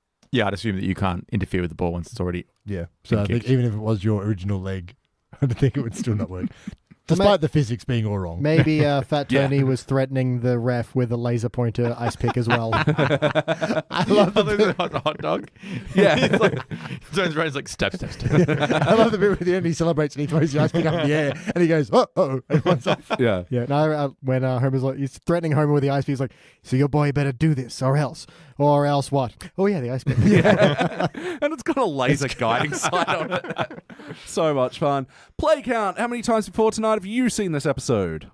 A lot. The one I referred to earlier. I reckon probably 8 or 10. Yeah. Yeah. It's been around for a long time. It has. Since the aughts. It's Yeah. been around since Yeah, Aught. pretty cool. Damn it, what I Oh. should have said was 19, 20, 21. Yeah, nice. I actually haven't seen this one that much. Probably only 40 times. I don't know. I'm always surprised. Always surprised. No, this actually was one that, for whatever reason, it just got me by, and it wasn't like until many years after it originally aired that I eventually caught it. And yeah, it still sort of feels weird to me that it's as early as season 11. So let's talk about the wackiness, the cartoony moments. Was this a wacky episode? Oh, I mean, like Homer has a bucket on his head for a good long while. Yeah. Yeah, the guy's leg comes off and kicks the winning field goal. And later he'll have beer drunk out of it, and I'm assuming I can reattach it after that. The kids of Springfield managed to build an exterminator's tent into a church for Bart to practice his faith in. With full Yeah. choreography and everything. It had lights. With lighting. Yeah. I don't think I could do that now. No. There was so much ad-lib rhyming in that, and it was like Milhouse going, my glasses make me look like a geek, and then like Bart and Cherry and Terry are able to rhyme with that very instantly. They've got Well- their shit together. You have to be if you want to be a preacher. Yeah. You got to get those rhymes down. So listen to Teacher. You sound like a clown. Well, rather that than be a frown. No. This is a very one-sided rap battle. I said, what's that rattle? Yeah, so some cartoony moments. Yeah, the bucket on his head. So the one question I had, yeah, fair enough, the heat made the metal expand, but that doesn't explain the glue. Maybe it's really bad glue when it melted. Yeah, yeah. There's also the trauma comedy section of the hospital, or the traumedy, where it's a cowboy full of bullet holes. Yeah. Drinking milk to prove it. There's a lot of milk coming out of body parts in this. Oh, yeah. Yeah, fucking My don't milk re- money and my milk. The milk was super gross. The other one was the guy who's got a bulldog apparently permanently attached to his bottom. And I love the guy who's standing with the swordfish through his back, just reading a book. And just looks, oh, hello. Living a rich, full life. And With a then I love swordfish that Hibbert goes, these guys crack me up. He's just I want to leaving. see the guys. What guys? Yeah, I want to see the freaks. Seems like you feel trapped and desperate. Yeah, and I also got a bucket on my head. I do like the Darth Vader parody where he's like, he's more glue than man now. Quick question, though. Is the Dean different? Oh, yeah, that's... Okay. Well, because remember, like, that old Dean who was, like, the bass player of the Pretenders in Yeah. Homer Goes to College, yeah, he got messed up after that episode. Yeah, he had a replacement hip, but, you know. He got run over by a car. Yeah, and now he's had a replacement Dean. Yeah, here with a bra bomb. That was School of Hard Knockers. That was the college life movie he was watching. Oh. To study for college. I didn't. Yeah. I thought he was going to do that to his own dean. No, just taking inspiration from him. He just hit him with a car. He's just doing homework. The other wacky moments, of course, was all the faith healing and, like, Cletus's backwards elbow and... My elbow is going the opposite direction. Krusty's Comedy K's. What were some of the other faith healing ones? I knew there was a bunch of them. Got a pain in my glavin. Grandpa's hip was misbehaving. Got a nicotine craving. He literally just slapped each and every one of them. Yeah. He slapped the cane out of Grandpa's hand. He slapped the smokes out of Patty's face, or someone's face. Healing by slapping. Yeah. Just That's how it slap works. the pain out of you. Slap the pain away. That's a good motto. So, how about some of the heart moments of this episode? Was this a particularly emotional story? I think I know Not the really. answer. There was a little bit with Bart realizing not the right word, but realizing he was a fraud when he couldn't or knew that he didn't have the powers to fix Millhouse. I do like that Bart isn't trying to fraud anyone in this. He thinks he has powers because he got the bucket off Homer's head. He actually tries because he's been convinced that getting full coverage for immediate death is a good idea. And when he finds out he doesn't, he stops. He's not trying to swindle anyone. Yeah. He's just genuinely trying to help. Yeah, and for a while he was just, interestedly and excitedly into faith healing church. Yeah. Like, I think it was just a cool thing with skateboards and lasers and Kaibo. Yeah, just swept up in the whole momentum of it, and then once the crashing realization of hospitalization, like problems that require a hospital. The crashing realization of sudden hospitalization. Yeah, you are. You are. See? You're so there. All I need is lasers. Remember, I get to be a hype man. Yes, good. Well, I'm hyped. when Let us all get Homer ready. shows Lisa his ideas for the float, and it was like Superman versus, and no, it was Mo doing the Aloha cartoon, and then Lisa that's just nice. goes, Look at Mo Dads. "That's nice." That was. I don't often think that the comic timing of the actors in The Simpsons is the joke, right? Because it's often a more hit you over the head joke. But that was one of the few times that I went, that was brilliant. Yeah, because it was just so deadpan. Is it Nancy Cartwright? Yardley. Who's Lisa? Yeah. Yardley Smith. Yeah, that was perfect. Yeah, it was good That timing. was spectacular. Still yeah. supportive I like of when them. like the deer is implied but not said. That's nice, dear. Just Yeah. that's nice. Yeah, she's the total adult in this situation. Isn't Godzilla bigger than Superman? It's not to scale. Yeah, so I mean, it's not particularly going for the emotions, but yeah, I agree. There is a interesting conflict in Bart, and even you see the doubt at the end with like them begging him to fix Anton's knee, and he's just like, "Come on, God, throw me a bone here." Yeah, I mean, he actually prays to God, so he's got a little bit of faith, but not. Yeah. He knows that basically it's not true. So yeah, it wasn't a huge heart moment, but it could have been nothing, and it was Yeah. a point. It was something. So ultimately, though, did this feel like an episode of The Simpsons? Yep, 100%. Definitely. Yeah, yeah, everyone's on point. Yeah, nothing got stretched beyond a reasonable From position. the reasonable reaction of the characters, yeah. Everything felt natural. And I do love the throwbacks to how crappy the local sports scene is. Yeah, Like their local football team's star is a kicker. In a sports reference point, the star of your team shouldn't be a kicker. It means the rest of your team's crap. Oh, okay. Yeah, it should be a quarterback or a great athlete. It should not be the guy kicking the ball. He's the loser of most teams. Where did Janikowski go to university, I wonder? I don't know. Because Springfield he U. Seabass. was the Raiders star player for quite some time. Yeah, speaks more about the Raiders than about Seabass, but yeah. Yes. Yes, it does. Yeah. And we're back. No, this is why we have you on, because, you know, we've got a substantial American audience and a substantial amount of America are Yeah. into football. So. And I've already learned that bit with like a 7-5 season doesn't pay for itself. I had no idea that was a joke. But it's just like, yeah, 75. Numbers and seasons. Yeah. I wonder what number spring is. Yes or no, would you watch this one again? Yep. Yes, yep. Yes. Yes, I'd watch it again. We're going to put it in a playlist. What playlist does this go in? Sports. Yeah. Faith healing. Yeah, Simpsons religion. Oh, yeah. Songs Yeah. Phil's like. Southern religions. Yeah, songs I like. This. See my vest. To see my vest. Yeah. And, Monorail. The sound of Monorail. Grandpa. End of Monorail. list. Yeah, maybe Monorail. Monorail just scrapes by. But mainly because of the mono dope. Yep. I don't know if there's any other college episodes besides this and the college episode, but yeah, college playlist. Little references to Matt Groening's previous work, because outside Springfield Church is today's sermon, Life in Hell. Oh, I Reference missed to that. Life in Hell. That's very good. Oh, and yeah, we mentioned it before. Yeah, Lovejoy Wow. crappily playing music. And What about Homer ruining Ned's house or yard? It's like, couldn't notice you picked all my flowers for your float. can't make a float without flowers. Yeah, true, but did you have to salt the earth so nothing would grow again? Yeah. Again, line delivery. That was just so... It's like kind of the, oh yeah, I did do that, didn't I? Yeah. I had to. So, BT, is there anything you'd like to change about this episode? Not really. There's nothing really stands out as being a problem or any kind of lag here. Maybe the third act is maybe the weakest, but I think Fat Tony's ice pick really helps that. Yeah, added a bit of last For minute just tension. being a great prop joke. Yeah.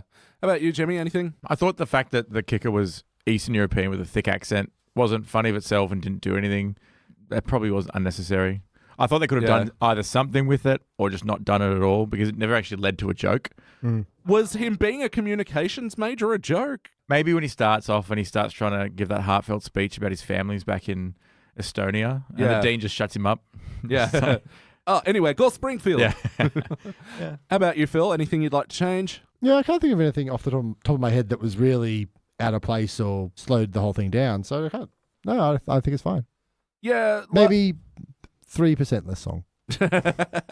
Yeah, you and your anti-song stance. That was a compromise bringing this episode. It's got football, but it also has song. Ooh, love and hate. I am the sweet and sour of myself now.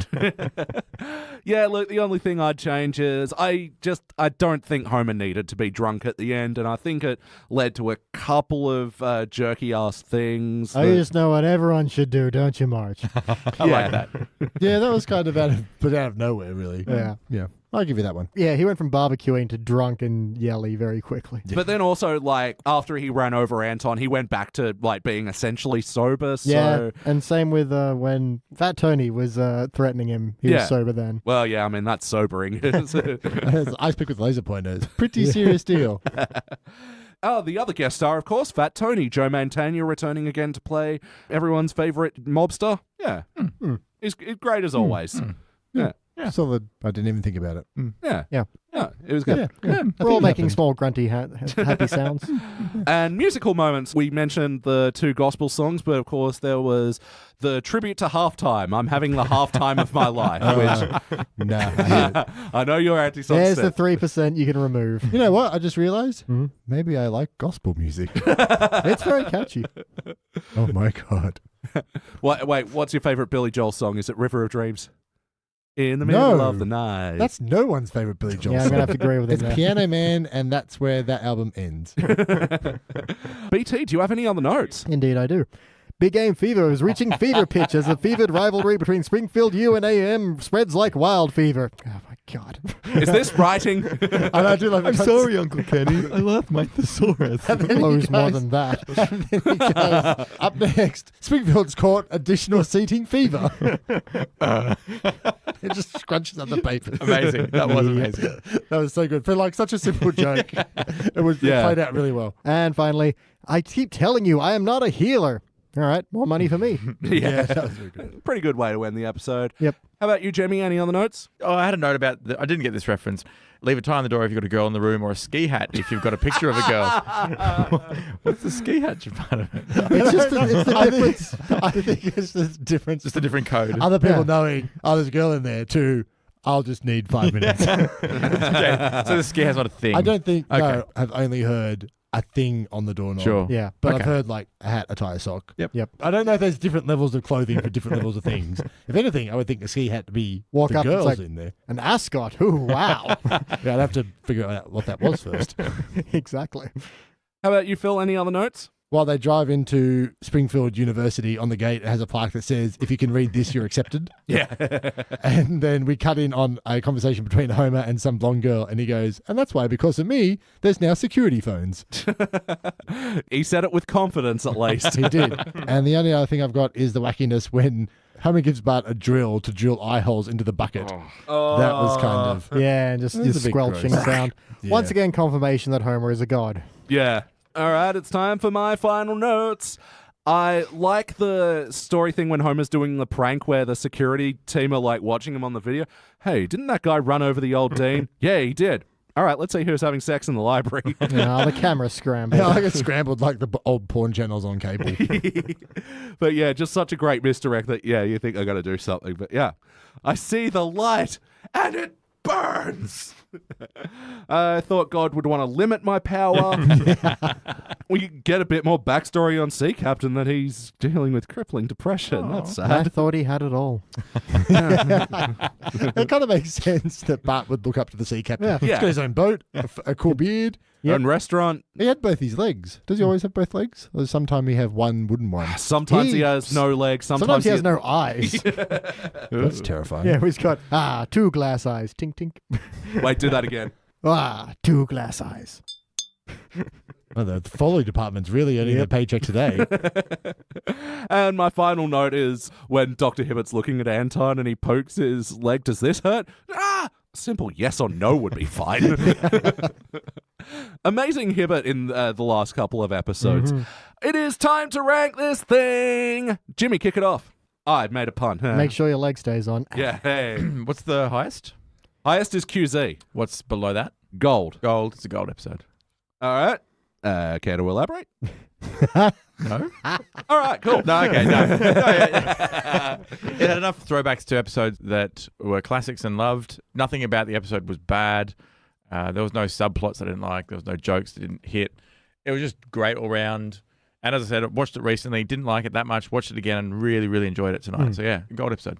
Yeah, I actually do think there's something about like being in a room of people that gives the episodes a better chance. Yeah. And like certainly this one, which I'm also giving a gold because, yeah, I think just echoing your points, man, there's a lot of nice throwbacks to past Simpsons and not in a way that makes it feel like, nostalgia. Hey. Yeah. You know, it's all part of the story. You know, Homer's nostalgia for his college is an important story beat in this. And while it does do the teens thing of moving through a bunch of plots like really quickly, everything ties together and it's all satisfying. So I'm happy with this one. I don't think it's essential, but it's definitely excellent. BT. I'm going to settle on a silver, I think. Again, nothing wrong with it. It's all a very good episode. It's just not quite up into that gold range for me. But yeah. Good time. I'd watch it again. Just not quite that goldness. How about you, Phil? What do you reckon? For a show with 2 songs in it, I'm going to give it a gold. Yeah, I nice think one. it's I think it's funny. There's plenty of jokes, like both physical sign gags, actual talking jokes. It kicks along. It all makes sense. There's no part that's boring or slow. There's nothing you have to just get through this bit to get to the funny bits. Yeah. The stories both intertwine. You don't stay with one story too long, unlike the last episode where it was 80-20 split on the A story, B story. It was pretty much 50-50. Like, and even though you couldn't predict where one story was going to lead into the other one, they both meshed seamlessly. And so, a really good example of a good Simpsons episode. And I really like episodes where I don't lose respect or esteem for any of the characters. Yeah. It frustrates me when they do something out of character that makes me respect them a little bit less. And I know that I'll forget about it for the next episode. But in that 22 minutes... Yeah, it makes a big difference. Yeah, like I said, I think this is really good that Bart isn't trying to exploit anyone's faith or anything. He's just genuinely moved. Yeah, he's just excited by it. Yeah, That's what it means. he's along for the ride. Yeah. And Homer doesn't set out to do anything but show his pride for hazing. Sure, he ruins everything. Yeah. but- No one, it was dumb, but it wasn't malicious. So everyone was like on the right track. Yeah. Although I will say there is like a tiny little disconnect where Homer's like annoyed at the dean for the fundraising thing and then like tries to pull the prank on him, and then in the next scene we see him doing stuff for the university again. But I mean, ultimately I didn't care. I was having a good time. Yeah. Yeah, I feel like that's kind of more a thing that he'd be honoured to make afloat. Yeah. And would forget about past transgressions. All right, so averaging out, this will be a dull gold. This will be joining other such episodes as Worst Episode Ever, which we reviewed last week on the podcast. Yes. Last week. Not earlier today at all. That's when comic book guy dates Skinner's mother. Have you guys seen that one? See, when you hear the descriptions in one sentence, every episode sounds amazing. But then Actually, sometimes you're I like, think I might have. That is the B plot. It's where also Bart and Milhouse take over the comic book store. Yeah, I've watched that episode. Yeah. oh, I a haven't good seen one. that. It's a good one. It'll also be joining Homer to the max when he becomes Max Power. I got it from a hairdryer. Also be joining Lisa's rival with Allison, competing saxophone. I and- bent my Wookiee. Yeah, some classic Ralph in these ones, yeah. I Selma's bent my Choice, where Wookiee. they go to Duff Gardens.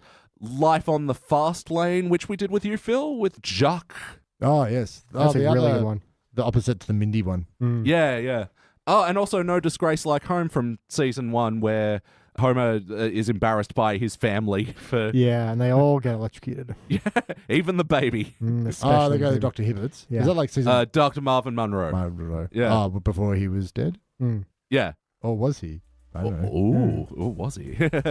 All right, so it's time to move on to our classic episode. And yeah, I think should come up with a better segue for this one. We're watching the Rancho Relaxo one. We'll be back. Relaxo.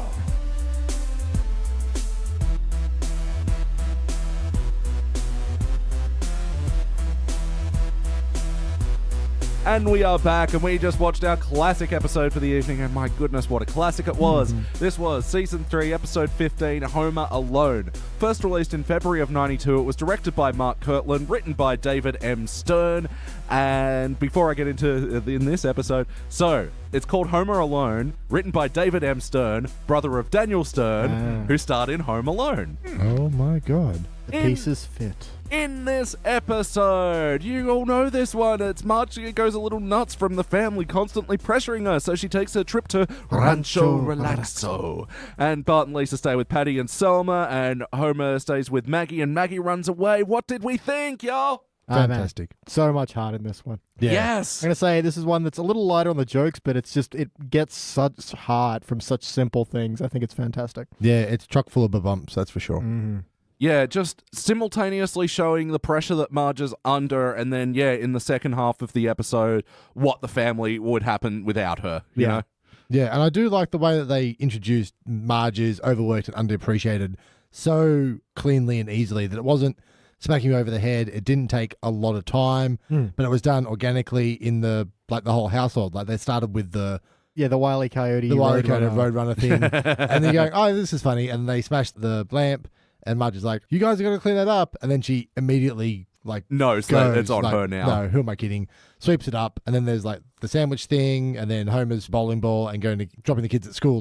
Was really quick, really efficient use of time and of the episode. But you got the sense that no one was maliciously taking advantage of her, but she was just holding up the family because that was her job, or that's what she did. It's what the glue does. You don't think about it. You don't look at it. You also don't berate it. It just holds together, and then sometimes it just breaks. keeps the bucket on your head. Oh, I was going to say that. Nice.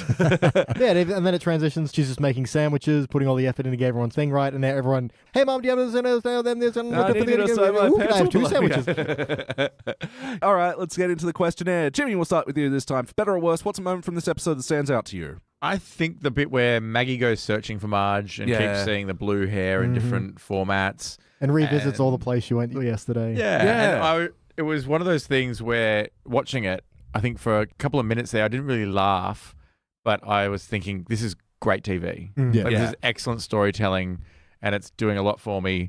But it's not like in the more modern seasons where they're sort of just trying to jam-pack jokes. Every 4 seconds has to be a new joke. Yeah. Well, and that could have been a ground for that, doing the whole baby's day out thing, I feel like, if it was a modern Simpsons, she'd then walk onto a construction site and do the whole, She'd become the foreman and be like, "Oh, Maggie's the foreman somehow. How funny." But I agree that, when she first escapes out of the house and comes out of the dog flap and sees a Marge-shaped hair bush on the other side, when she runs to that, you get how excited she is to see her mum and how much, that really conveys that emotion. There's some excellent music stings there as well. Yeah, really understand through no words and no dialogue, just watching a small baby cartoon run towards a bush that thinks it's a mum. You get it instantly and it hits you right in the heart. It's amazing. And they did so many clever ways of doing that. Yeah, Beach, like you said, revisiting the mall and the places that they went and the hairdresser and Nick's.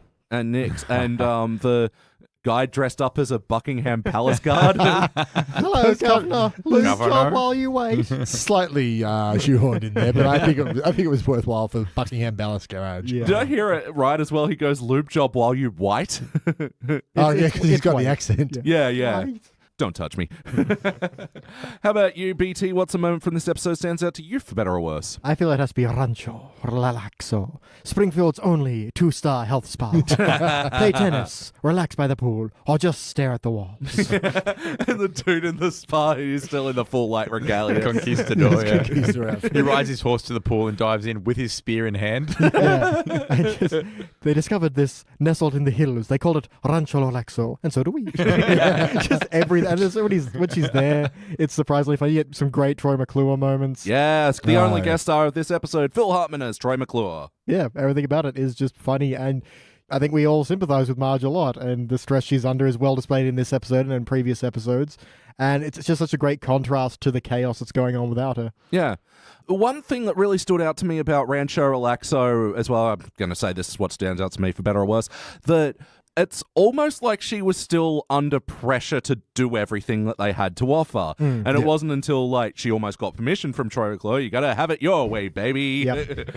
I think that was the point. It's she's done all the activities, so she's ticked the box of literally, I have relaxed. Yeah, these are things I've done to relax. But it's what I want to do is actually watch Thelma and Louise eat ice cream. And it was have a shopping list from the day before, but just taken into the ranch. Yeah. Which is a really nice parallel that she has to learn to relax as well and gets better from it. Yeah. And, oh my God, this is how she indulges. Yeah, Thelma and Louise in a bathtub with a hot fudge sundae with whipped cream, chocolate chip cheesecake, and a bottle of tequila. Yeah, that sounds pretty good. Yeah. Does sound good. I feel like the cheesecake is not going to help you. Well, she's doubling down on the dessert. And dessert and alcohol doesn't generally mix, but Hey, you have do it you, your girl. way, baby. How about you, Phil? What's a moment from this episode stands out to you for better or worse? I did laugh a lot when Troy McClure got out of the mud bathtub and it's just a gratuitous ass shot of Troy McClure. I was like, oh, I haven't noticed that before. Yeah. And here's the classic Troy McClure. You might remember me from Today We Kill and Tomorrow We Die. And Gladys the Groovy Mill. He has had the most illustrious career. Really has. I think my biggest moment was what James pointed out was with Maggie identifying things that might be Marge and weren't. Things that make me laugh, though, was I love when Homer's entertaining Maggie with the puppets. The dog just attacks him. Makes me laugh every time. Yeah. Yeah, you have a weird mix of Homer being trying as his Homer best, but also failing. Yeah, and you don't ever begrudge Homer who's like when he's trying his best, but just doing it in the most Homery way. Like Yeah. you don't ever begrudge him for it because he's trying to do the right thing. He just doesn't have he the has skills. that great speech where she's like, I think I need a vacation. He's like, well, that doesn't really sound like that good. We've got those 3 monsters in the back. Are we there yet? And quite frankly, I'm no picnic. Marge, can I have another sandwich? Marge, can I have another sandwich? Doing an impression of himself. There's a lot of Homer talks about sandwiches in this episode. Yeah. And I also love when Sandwich index. when Wiggum brings back Maggie. And he's like, you're in big trouble, mister. That's 3 felony counts of negligence. He's like, thank you. And kisses him on the mouth. And like, Wiggum gets all bashful. He's like, oh, all right, you big lug. Just don't do it again. Does the little soft fist to the chin thing, you big lug.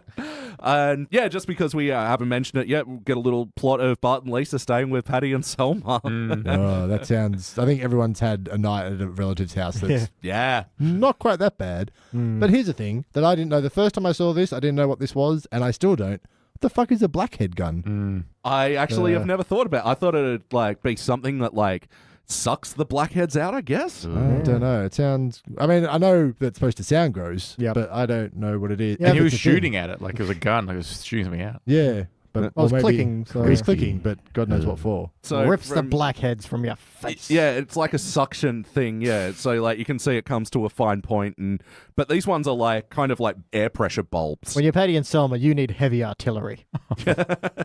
There you go. It really was horrible. They got the semi-automatic model.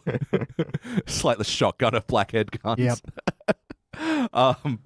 And everything is just so unappealing about being their tongue sandwiches. Yeah. And clamato juice. Oh, Clamato with soy soy milk and soy to drink. It was like, remember when our grandmother in the States would always have buttermilk to drink. And so you just get glass of milk, be sure. And you're like, buttermilk. Oh, it's I've never had buttermilk. It's, It sounds thick.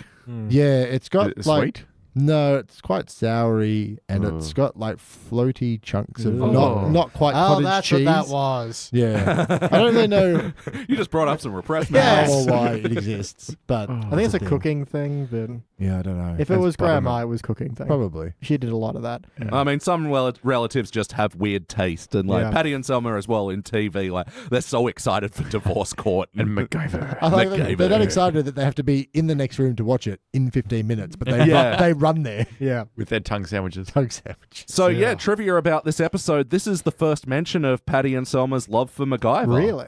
Oh, Yeah. Really? Okay. Yeah, it all started here. Richard Dean Anderson will be in my dreams tonight. This is a throwaway joke, Gross. and all right. So play count. How many times before tonight do you think you've watched this episode?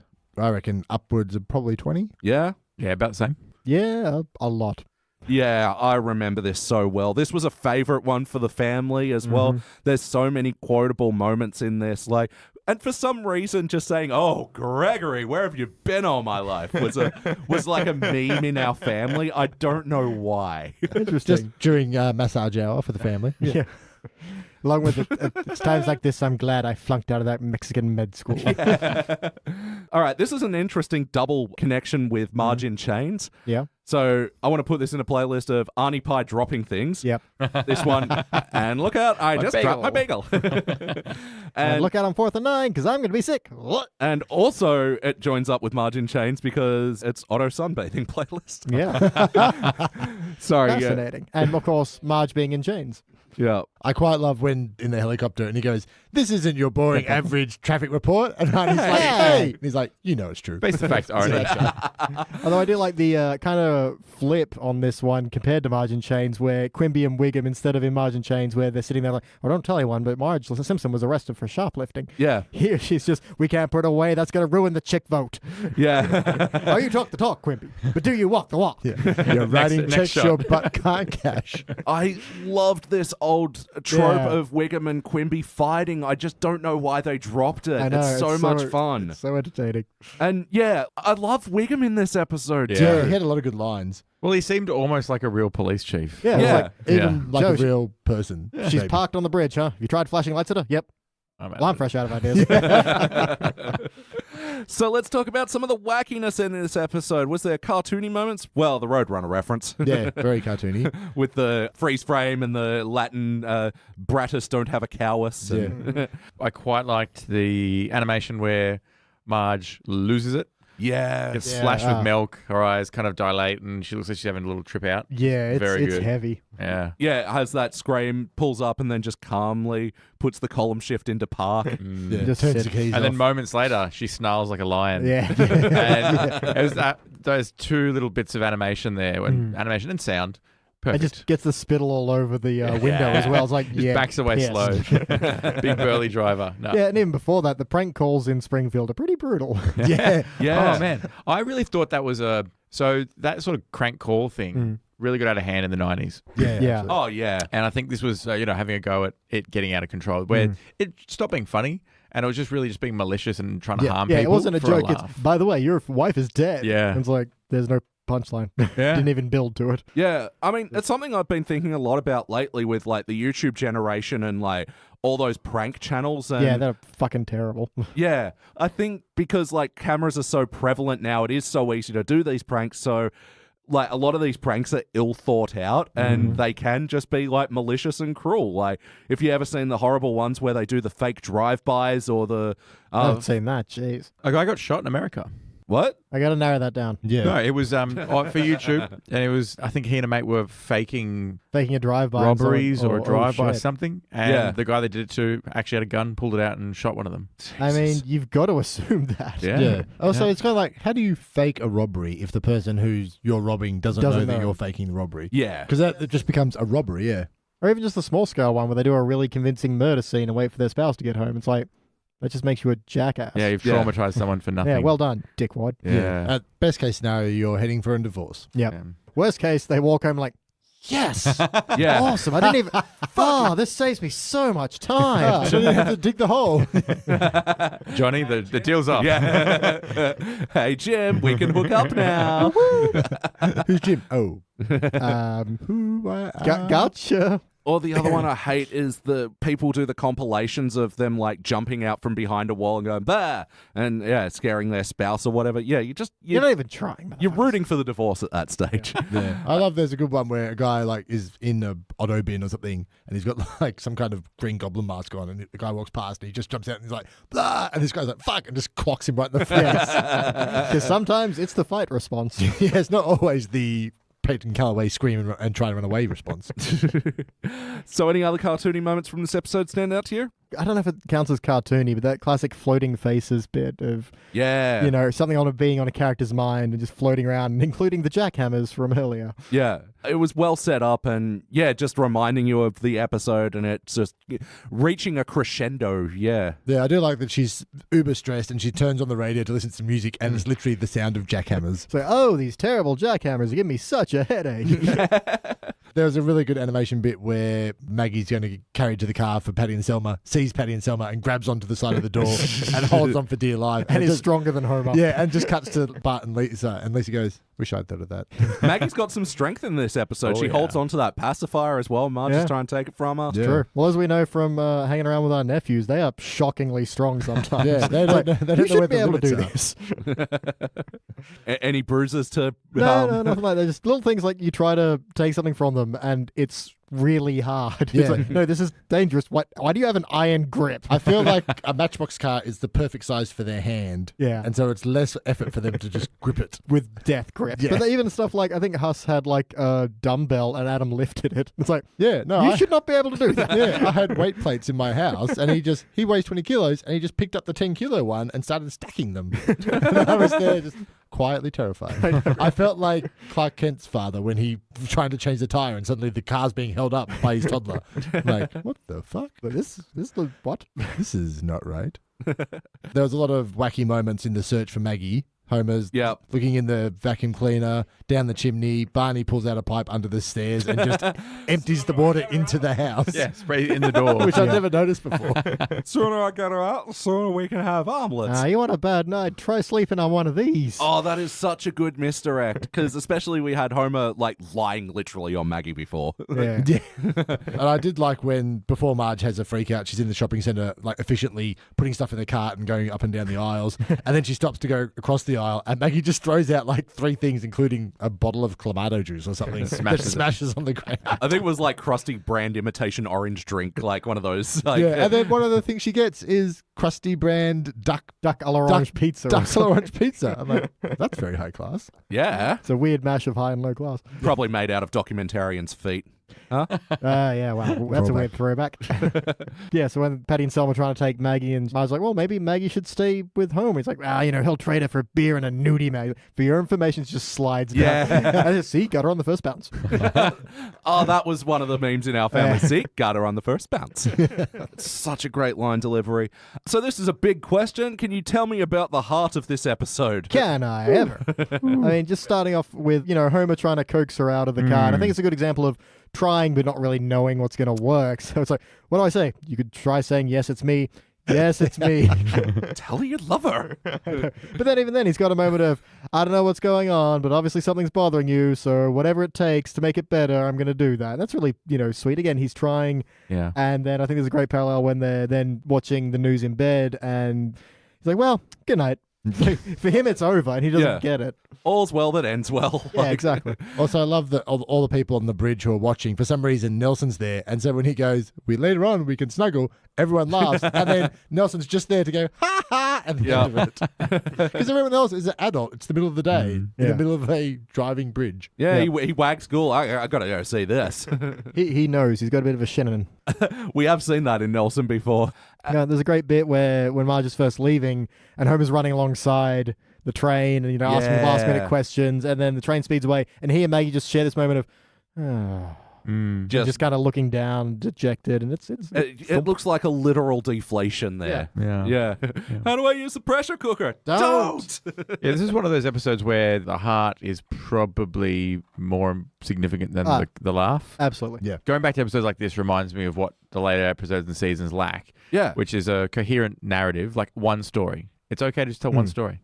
And there really was just one story here. Yeah, a bit of a splinter between Marge and the family, but it was still one story. Yeah. Well, no, I mean, it is like still feeding off like the one tree that's just sort of branching off, and then how it comes back together at the end. She's looking at the picture of her family and drops the picture, and they're just all disheveled. Never leave again. Never leave again. Yeah. And I think it shows that because it was still a youngish but popular show, they weren't afraid to do an episode that was just a story. Like, it wasn't necessarily a comedy.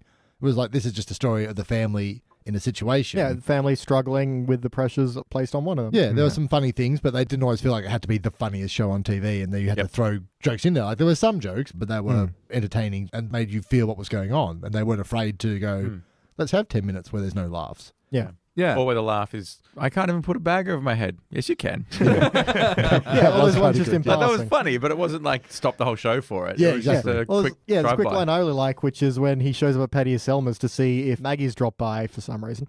And just Patty or Selma, whichever one, is like, okay, just a second, don't steal any light bulbs. He goes, It's like, I hadn't thought of it until now. It's like one of those moments like, what if I robbed the Quickie Mart? What if I stole the light bulbs? Yeah, pretty much. But I liked when he's calling up to report his baby missing for the baby missing hotline, Yeah. Their whole music is Baby Come Back. Yeah. And he just sits there like just drumming his fingers and there's a slow zoom. Yeah. And you kind of like, you just listen to the music and you're like, yeah. Again, it's that moment just giving the episode a second to breathe. Yeah, it was really cool. And yeah, another playlist theme appropriate hold music we saw in Yeah. that Treehouse of Horror we did with the possessed Krusty doll. Everyone loves a clown, so why don't you? Or the Insane Asylum where they have Crazy. Yeah, so that's Baby Come Back was by a band called Player, and fucking Ocean Shitty Alley's cover of it got inexplicably high in this year's Hottest 100. Democracy doesn't work. Who is Ocean Shitty Alley? Oh, they Ocean won the Hottest 100. They're actually one of the very rare bands that bookended. They got number 100 and also number 1. Are they called Ocean Shitty Alley? No, they're called Ocean Alley. Oh, okay. I just couldn't think of a good enough insult that played on with their name, so I just swore. Yeah, fair enough. But Baby Come Back is a cracking song. Yeah, so there's probably more to say about The Heart, but ultimately, did this feel like an episode of The Simpsons? Yes, it did. Yeah, I'd say this is one of the episodes that defines what The Simpsons feels like. Yeah. Yeah.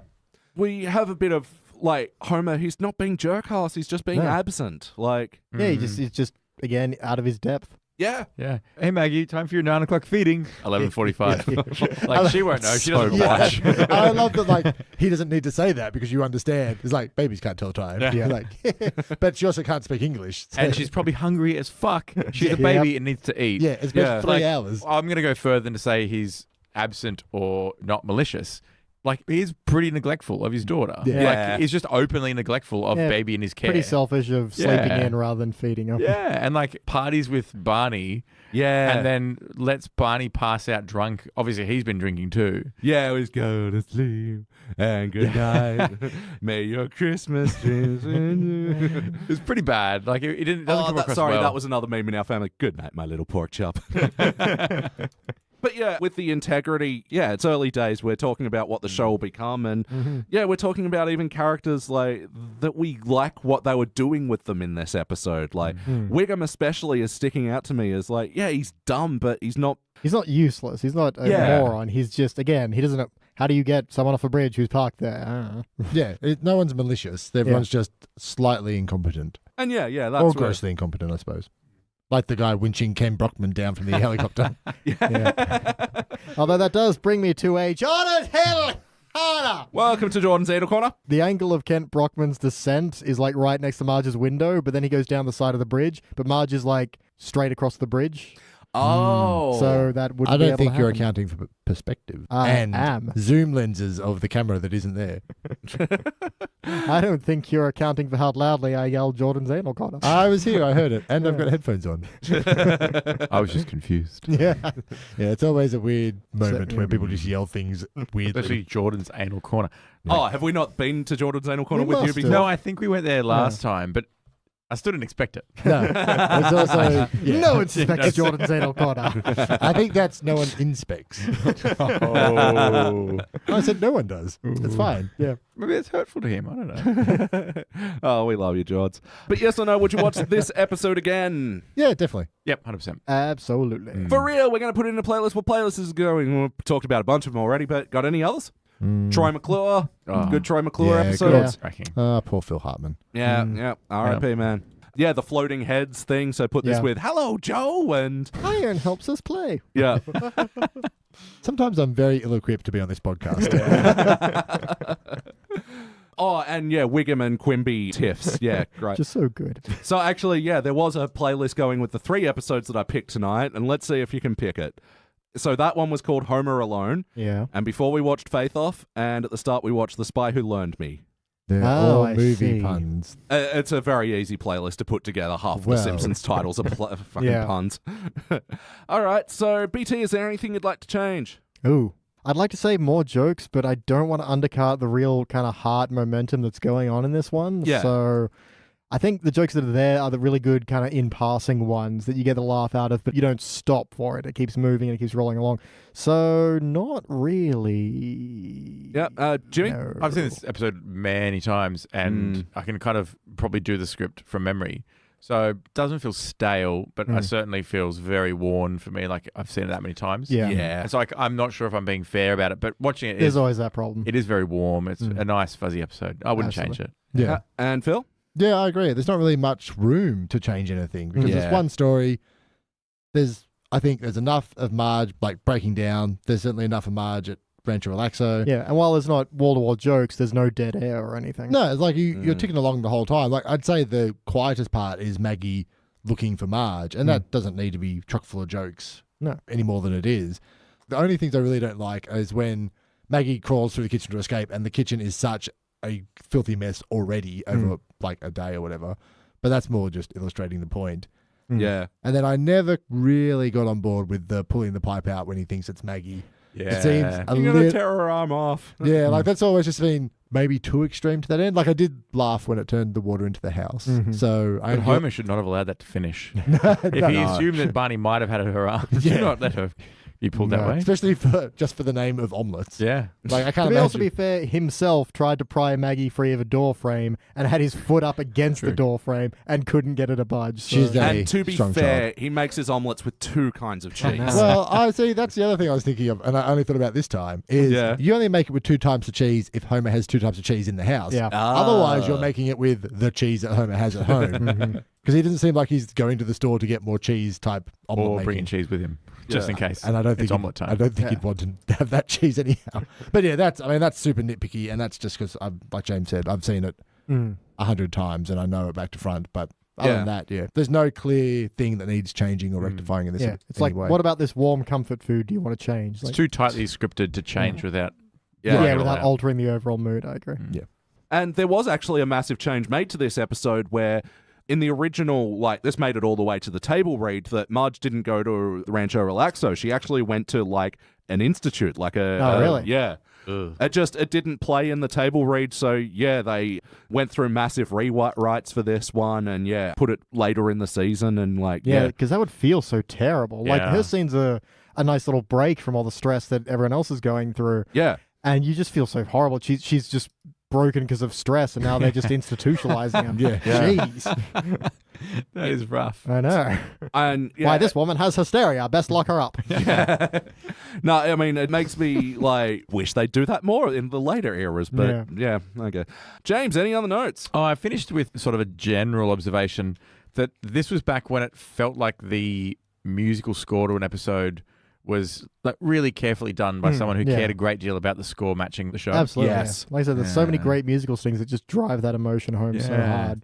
It was like, there's kind of a motion picture quality. It always works so well. His compositions were always great. And I don't think about when I watch modern episodes of The Simpsons, it's sort of like the same 3, like to transition between, look, it's just just stock. Springfield the town. And Stock emotional music. To tell the stock- truth, I don't think I noticed the music in the new ones No. even at all. Apart from it's not silent. But even that last scene where they're closing their eyes and like, dun, dun, dun, Yeah, as though there's the all eyes the- being closed. And it kind of leads into the thing. credits, Yeah. It's just No, beautifully I done. agree. Yeah. I think maybe that they were scoring them then, and now they're just filling it with 100%. music. I would Yeah. agree. There's no way Alf Clausen's sitting around with his orchestra He being got like, fired. Yeah. oh, did he really? Yeah, he got let go at the start of season 29. They bought a synthesizer. Cost cutting. So That's- theoretically, they got a cheaper composer, but how much of it is pre-composed? Yeah. It's Hans Zimmer's company, so like it's just gone to a composer factory now. Oh, Right. that's a bit Rather than gross, someone isn't who, it? I think there's something to be said for like watching it, you could tell it's hand drawn. Yeah. There's a lot of sort of, Oh, yeah, there's so much more care put into things. yeah, it's imperfect, but it's imperfect in a human way where Yeah, you can like see where, a crafted way. correct. It just feels like someone cared about that episode. Yeah, for And then real. you come to 28 and 29 or whatever, and you look at the 3D animated episodes, you're like, this doesn't feel like as much care went into it. Well, it could be the easier the animation gets, the less they care about the script going into that animation. Because I know the guys who do Wallace and Gromit have a great thing. It's like, we have to make sure the script's amazing because it takes so long to animate these. If we've got a Can't go bad back. joke, it's going to take 6 months to do. Yeah, That's a fair imagine like animating claymation for 6 weeks to get a joke that doesn't land. Yeah. Like you'd be like, oh, what a fucking Yeah, waste. so maybe it was the same kind of thing where they know their production budget was so tight that anything that we write has to be animated, and anything we animate, how we have to air, because we don't have the cost for anything else. Yeah, I'm always hesitant to be like that kind of crotchety old guy being like, oh, back in my day. you know, it's not really a factor of back in my day it was better, but it was like back in my day or our day, you took the time first to get the script right because that was the thing you could change easily. And then once you had that locked down, you moved in the bits that were expensive to do. Whereas now with like reality TV and all that stuff, you literally shoot everything you can because like you don't even use tape anymore. You can store 1,000 hours of video for 12 cents, and then you take it into post-production and you do all the dodging around and fixing around then to figure out the story, and you change the story based on what you want, not what you have. Yeah. So I think it's just that horse before the cart type of scenario now. All right, it's time for my final notes. Bart's red hat is where he left it, behind the toilet. Marge is a really involved mother. She knows where he puts his hat. Actually, that's the thing I forgot to mention when we were first talking about that, where it's not just that everyone's driving her crazy with the request, it's that it's part of the monotony and the routine, and she's got to like say it over and over again because each individual person has got their fucking own little bullshit. Like no one has the same sandwich. Yep. Lisa Light made for Lisa, cut the sandwich this way, cut the crust off a Bart, double bologna for Homer. and Well, I think, otherwise you can't taste the bologna. and even like when she's doing the shopping, she doesn't have a list. She's just got it memorized. Like, so yeah, they're clearly showing how this routine is, driving her nuts. It's a weird detail, but the bus that was pulled up behind Marge was the Shelbyville Players. Yeah, I kind of expected maybe that was a joke that got cut. Who knows? Yeah, and they're just all in like Shakespearean garb and stuff. Yeah, hey, they got somewhere to be. Or not to be. Come on, I got a body in the trunk. He reminds me, I don't know, is he the one in Treehouse of Horror when they're throwing things in the bottomless pit? He's like, arrivederci Vito. Oh, yeah. Yeah. Still a guy, was it the hat? I think it's the guy with the black hat. Yeah, I think it was. Very classic black hat mobster. Yeah, I love Lisa. I think I'm going to hit the hay. It's 12 o'clock in the afternoon. I'm aware of the time. It's so good. One of the porno movies that she can watch is The Happy Little Elves Meet Fuzzy Snuggle Duck. That was one of the movies she could watch. I assumed it was one of the No, R-rated it goes movies. Thelma and Louise, The Happy Little Elves Meet Snuggle Duck, and then it's The Erotic Awakening of S, which is a rip on the title The Story of O. Oh. Yeah. The sound that Maggie makes when she's refusing the food, that I can't do it. I'm not a baby, but really good. And I like, that Homer's just been nailing all this baby food. Marge seemed like she had a fun weekend as well with like bungee jumping, cigar making. And calligraphy. That was the odd one out. One of these things are not like the other. Calligraphy can be very relaxing, I'm sure. Yeah, but it's not bungee jumping, cigar making, or hula hoop dancing. Yep. And finally, I forgot to mention, Eyes in the Dark playlist. Ah, yeah. Yeah, great way to end the episode. It's time to rank this thing. Also a great title of like a horror movie. Yeah, Eyes in the Dark. You can't see the rest of their body, but you can see the eyes. Is it a in the cat? dark. Is it a raccoon? Who knows? But it's Eyes in the Dark. Phil, it's your turn to kick it off. I am going straight to the QZ hall. I'm putting this in there. I feel like this is a quintessential what makes a Simpsons episode. And it's not the funniest. There are quotable moments, but there's not ones that I would rely on. But I think it builds the heart. It tells you who the characters are. It tells you who the family dynamic is. And it's just, I don't know, you feel better after watching it. Yeah. BT? I'm also going to just cross the line into cubic. For a long time, I was sitting on gold, but then I'm like, you know what? The only reason I'm not giving it gold is it doesn't have that rapid fire jokes, but I feel like that's purposeful. I feel like that was an intentional decision to then focus on the emotional core, and you get more almost rapid fire emotion, which is great. I think it's one that's just a great Marge episode. I think it builds the foundations of these characters and of the show, and for that, I am going to cubic zirconia. All right, Jimmy, what do you reckon? Yeah, exact same. Historically, like comic shows, because you go in expecting comedy and you get something a little bit heavier, it hits a bit harder. Yeah. If you went on and sat down to watch some depressing drama, you know what you're getting in for. But an episode like that, watching it for the first time, would, I think, really carry some weight. Yeah. And for me, if I think about classic Simpsons and what I love about The Simpsons, it's episodes like that. Yeah, look, I'm going cubic as well, and it's one of those ones where, I've seen it so much, and it was it's part of us all, that I do have trouble, like, telling objectively, like, are there fundamental problems? But honestly, because I'll admit, I was on the fence. Yeah, you know. Because it isn't, definitely not one of the funniest episodes, but god damn, there's just so much iconic about it. All right, so that'll be an average of, well, again, not an average, it's just straight out cubic zirconia. This will be this will be the 4th season 3 cubic zirconia. It'll be joining the other ones like Lisa's Pony. Excellent. Good episode. Yeah. Flaming Moe's. Nice. And Homer at the Bat, which was like one of our early definers of what made a cubic zirconia. The episode that we'd go back and compare to, like, is this Homer at the Bat good? Yeah, I would happily throw... Sorry, which was that episode? Softball. The softball one. We're You know- talking softball. Yeah, and it's honestly one of the ones I would throw in contention for best episode period. It's such a really good. That's a very good episode. Yeah, I mean, just alone for introducing, what was it, like 9? Yeah, Char- nine baseball stars. Neither one of us knew anything about baseball, and yet Yeah. it doesn't matter. It's so well written, it's so well paced that you don't need to know who these people are. Yeah. Daryl. Yep. All right. Perfect. All right, guys. Well, that about does it for the Simpsons Index for this evening. But before we get out of here, we just like to recommend some things that we've been into lately. So books, movies, TV, music, video games, whatever. Phil, we'll start with you. What have you been into lately? Been listening to a podcast called The Teacher's Pet, which is a true crime investigative podcast about a missing wife in the northern beaches of Sydney from the late 80s. It's good. I think it suffers a lot from like the making a murderer kind of tropes where there's 3 hours worth of content jam-packed into 13 hours worth of episodes.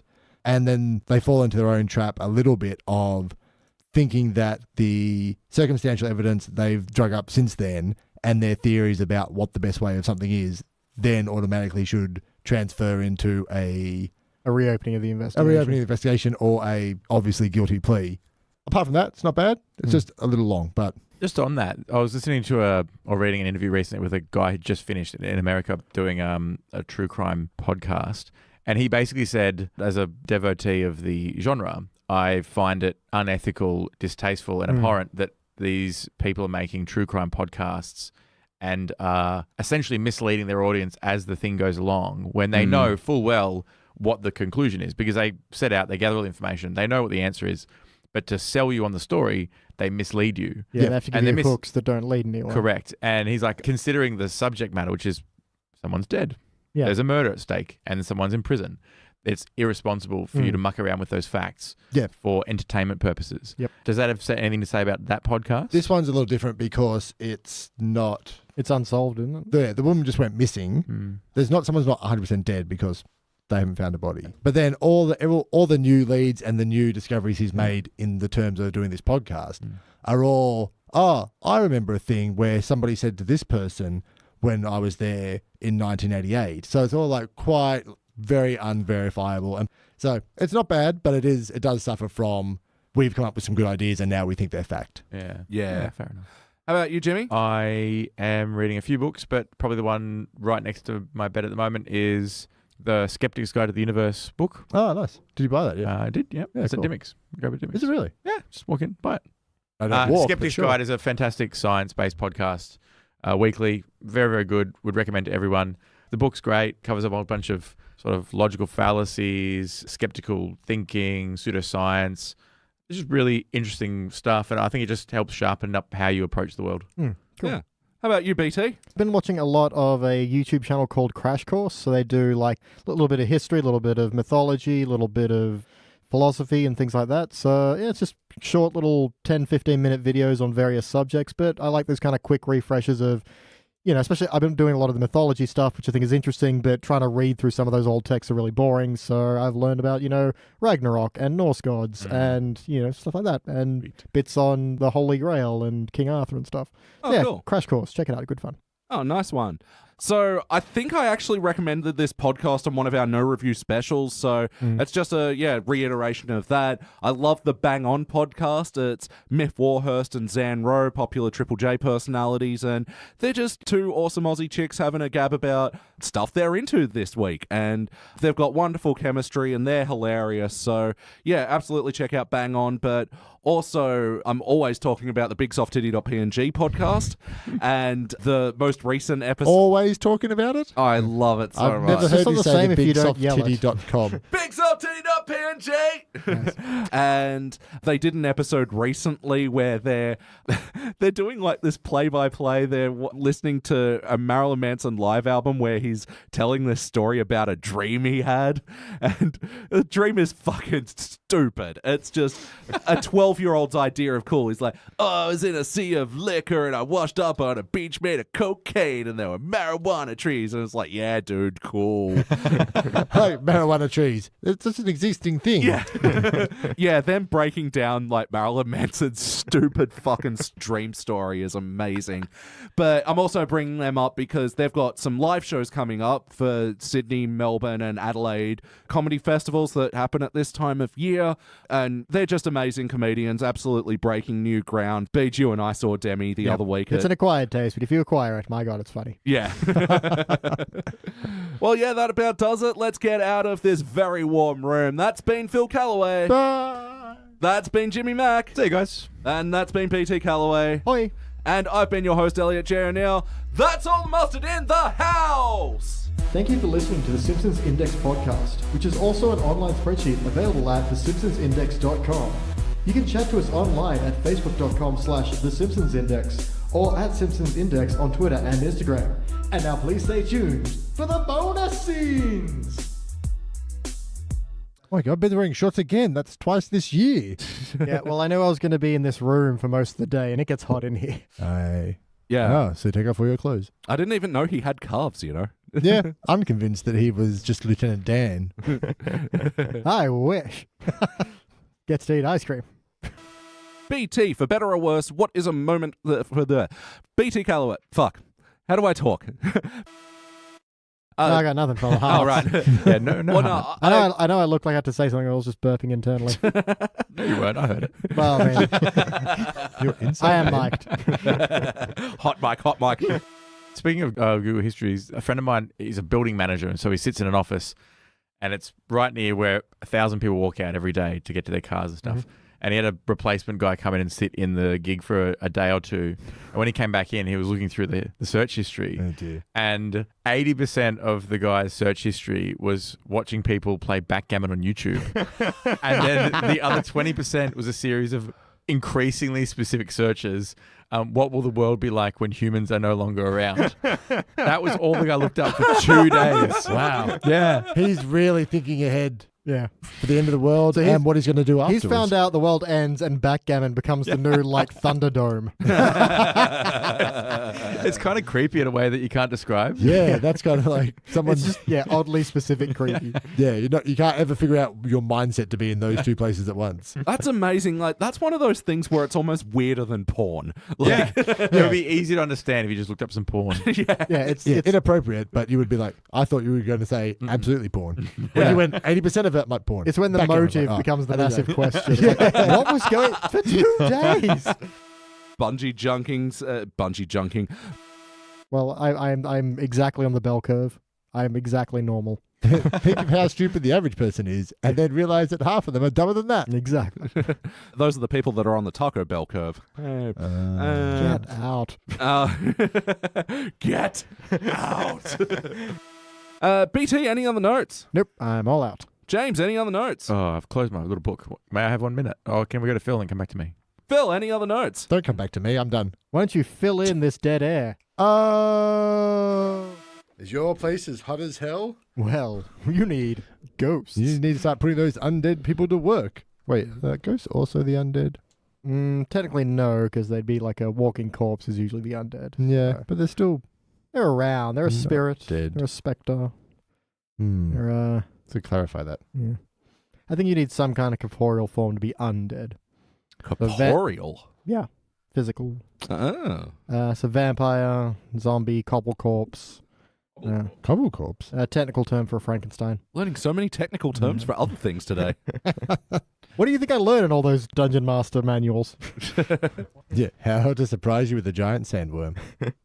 Often. Do you guys get a sandworm as well? Yeah, Yeah. But we got a photo of your sandworm. You guys did it much harder than we did. We literally just went, it's how big? Let's run away. Well, You yeah. know, that thing that was supposed to happen. Yeah.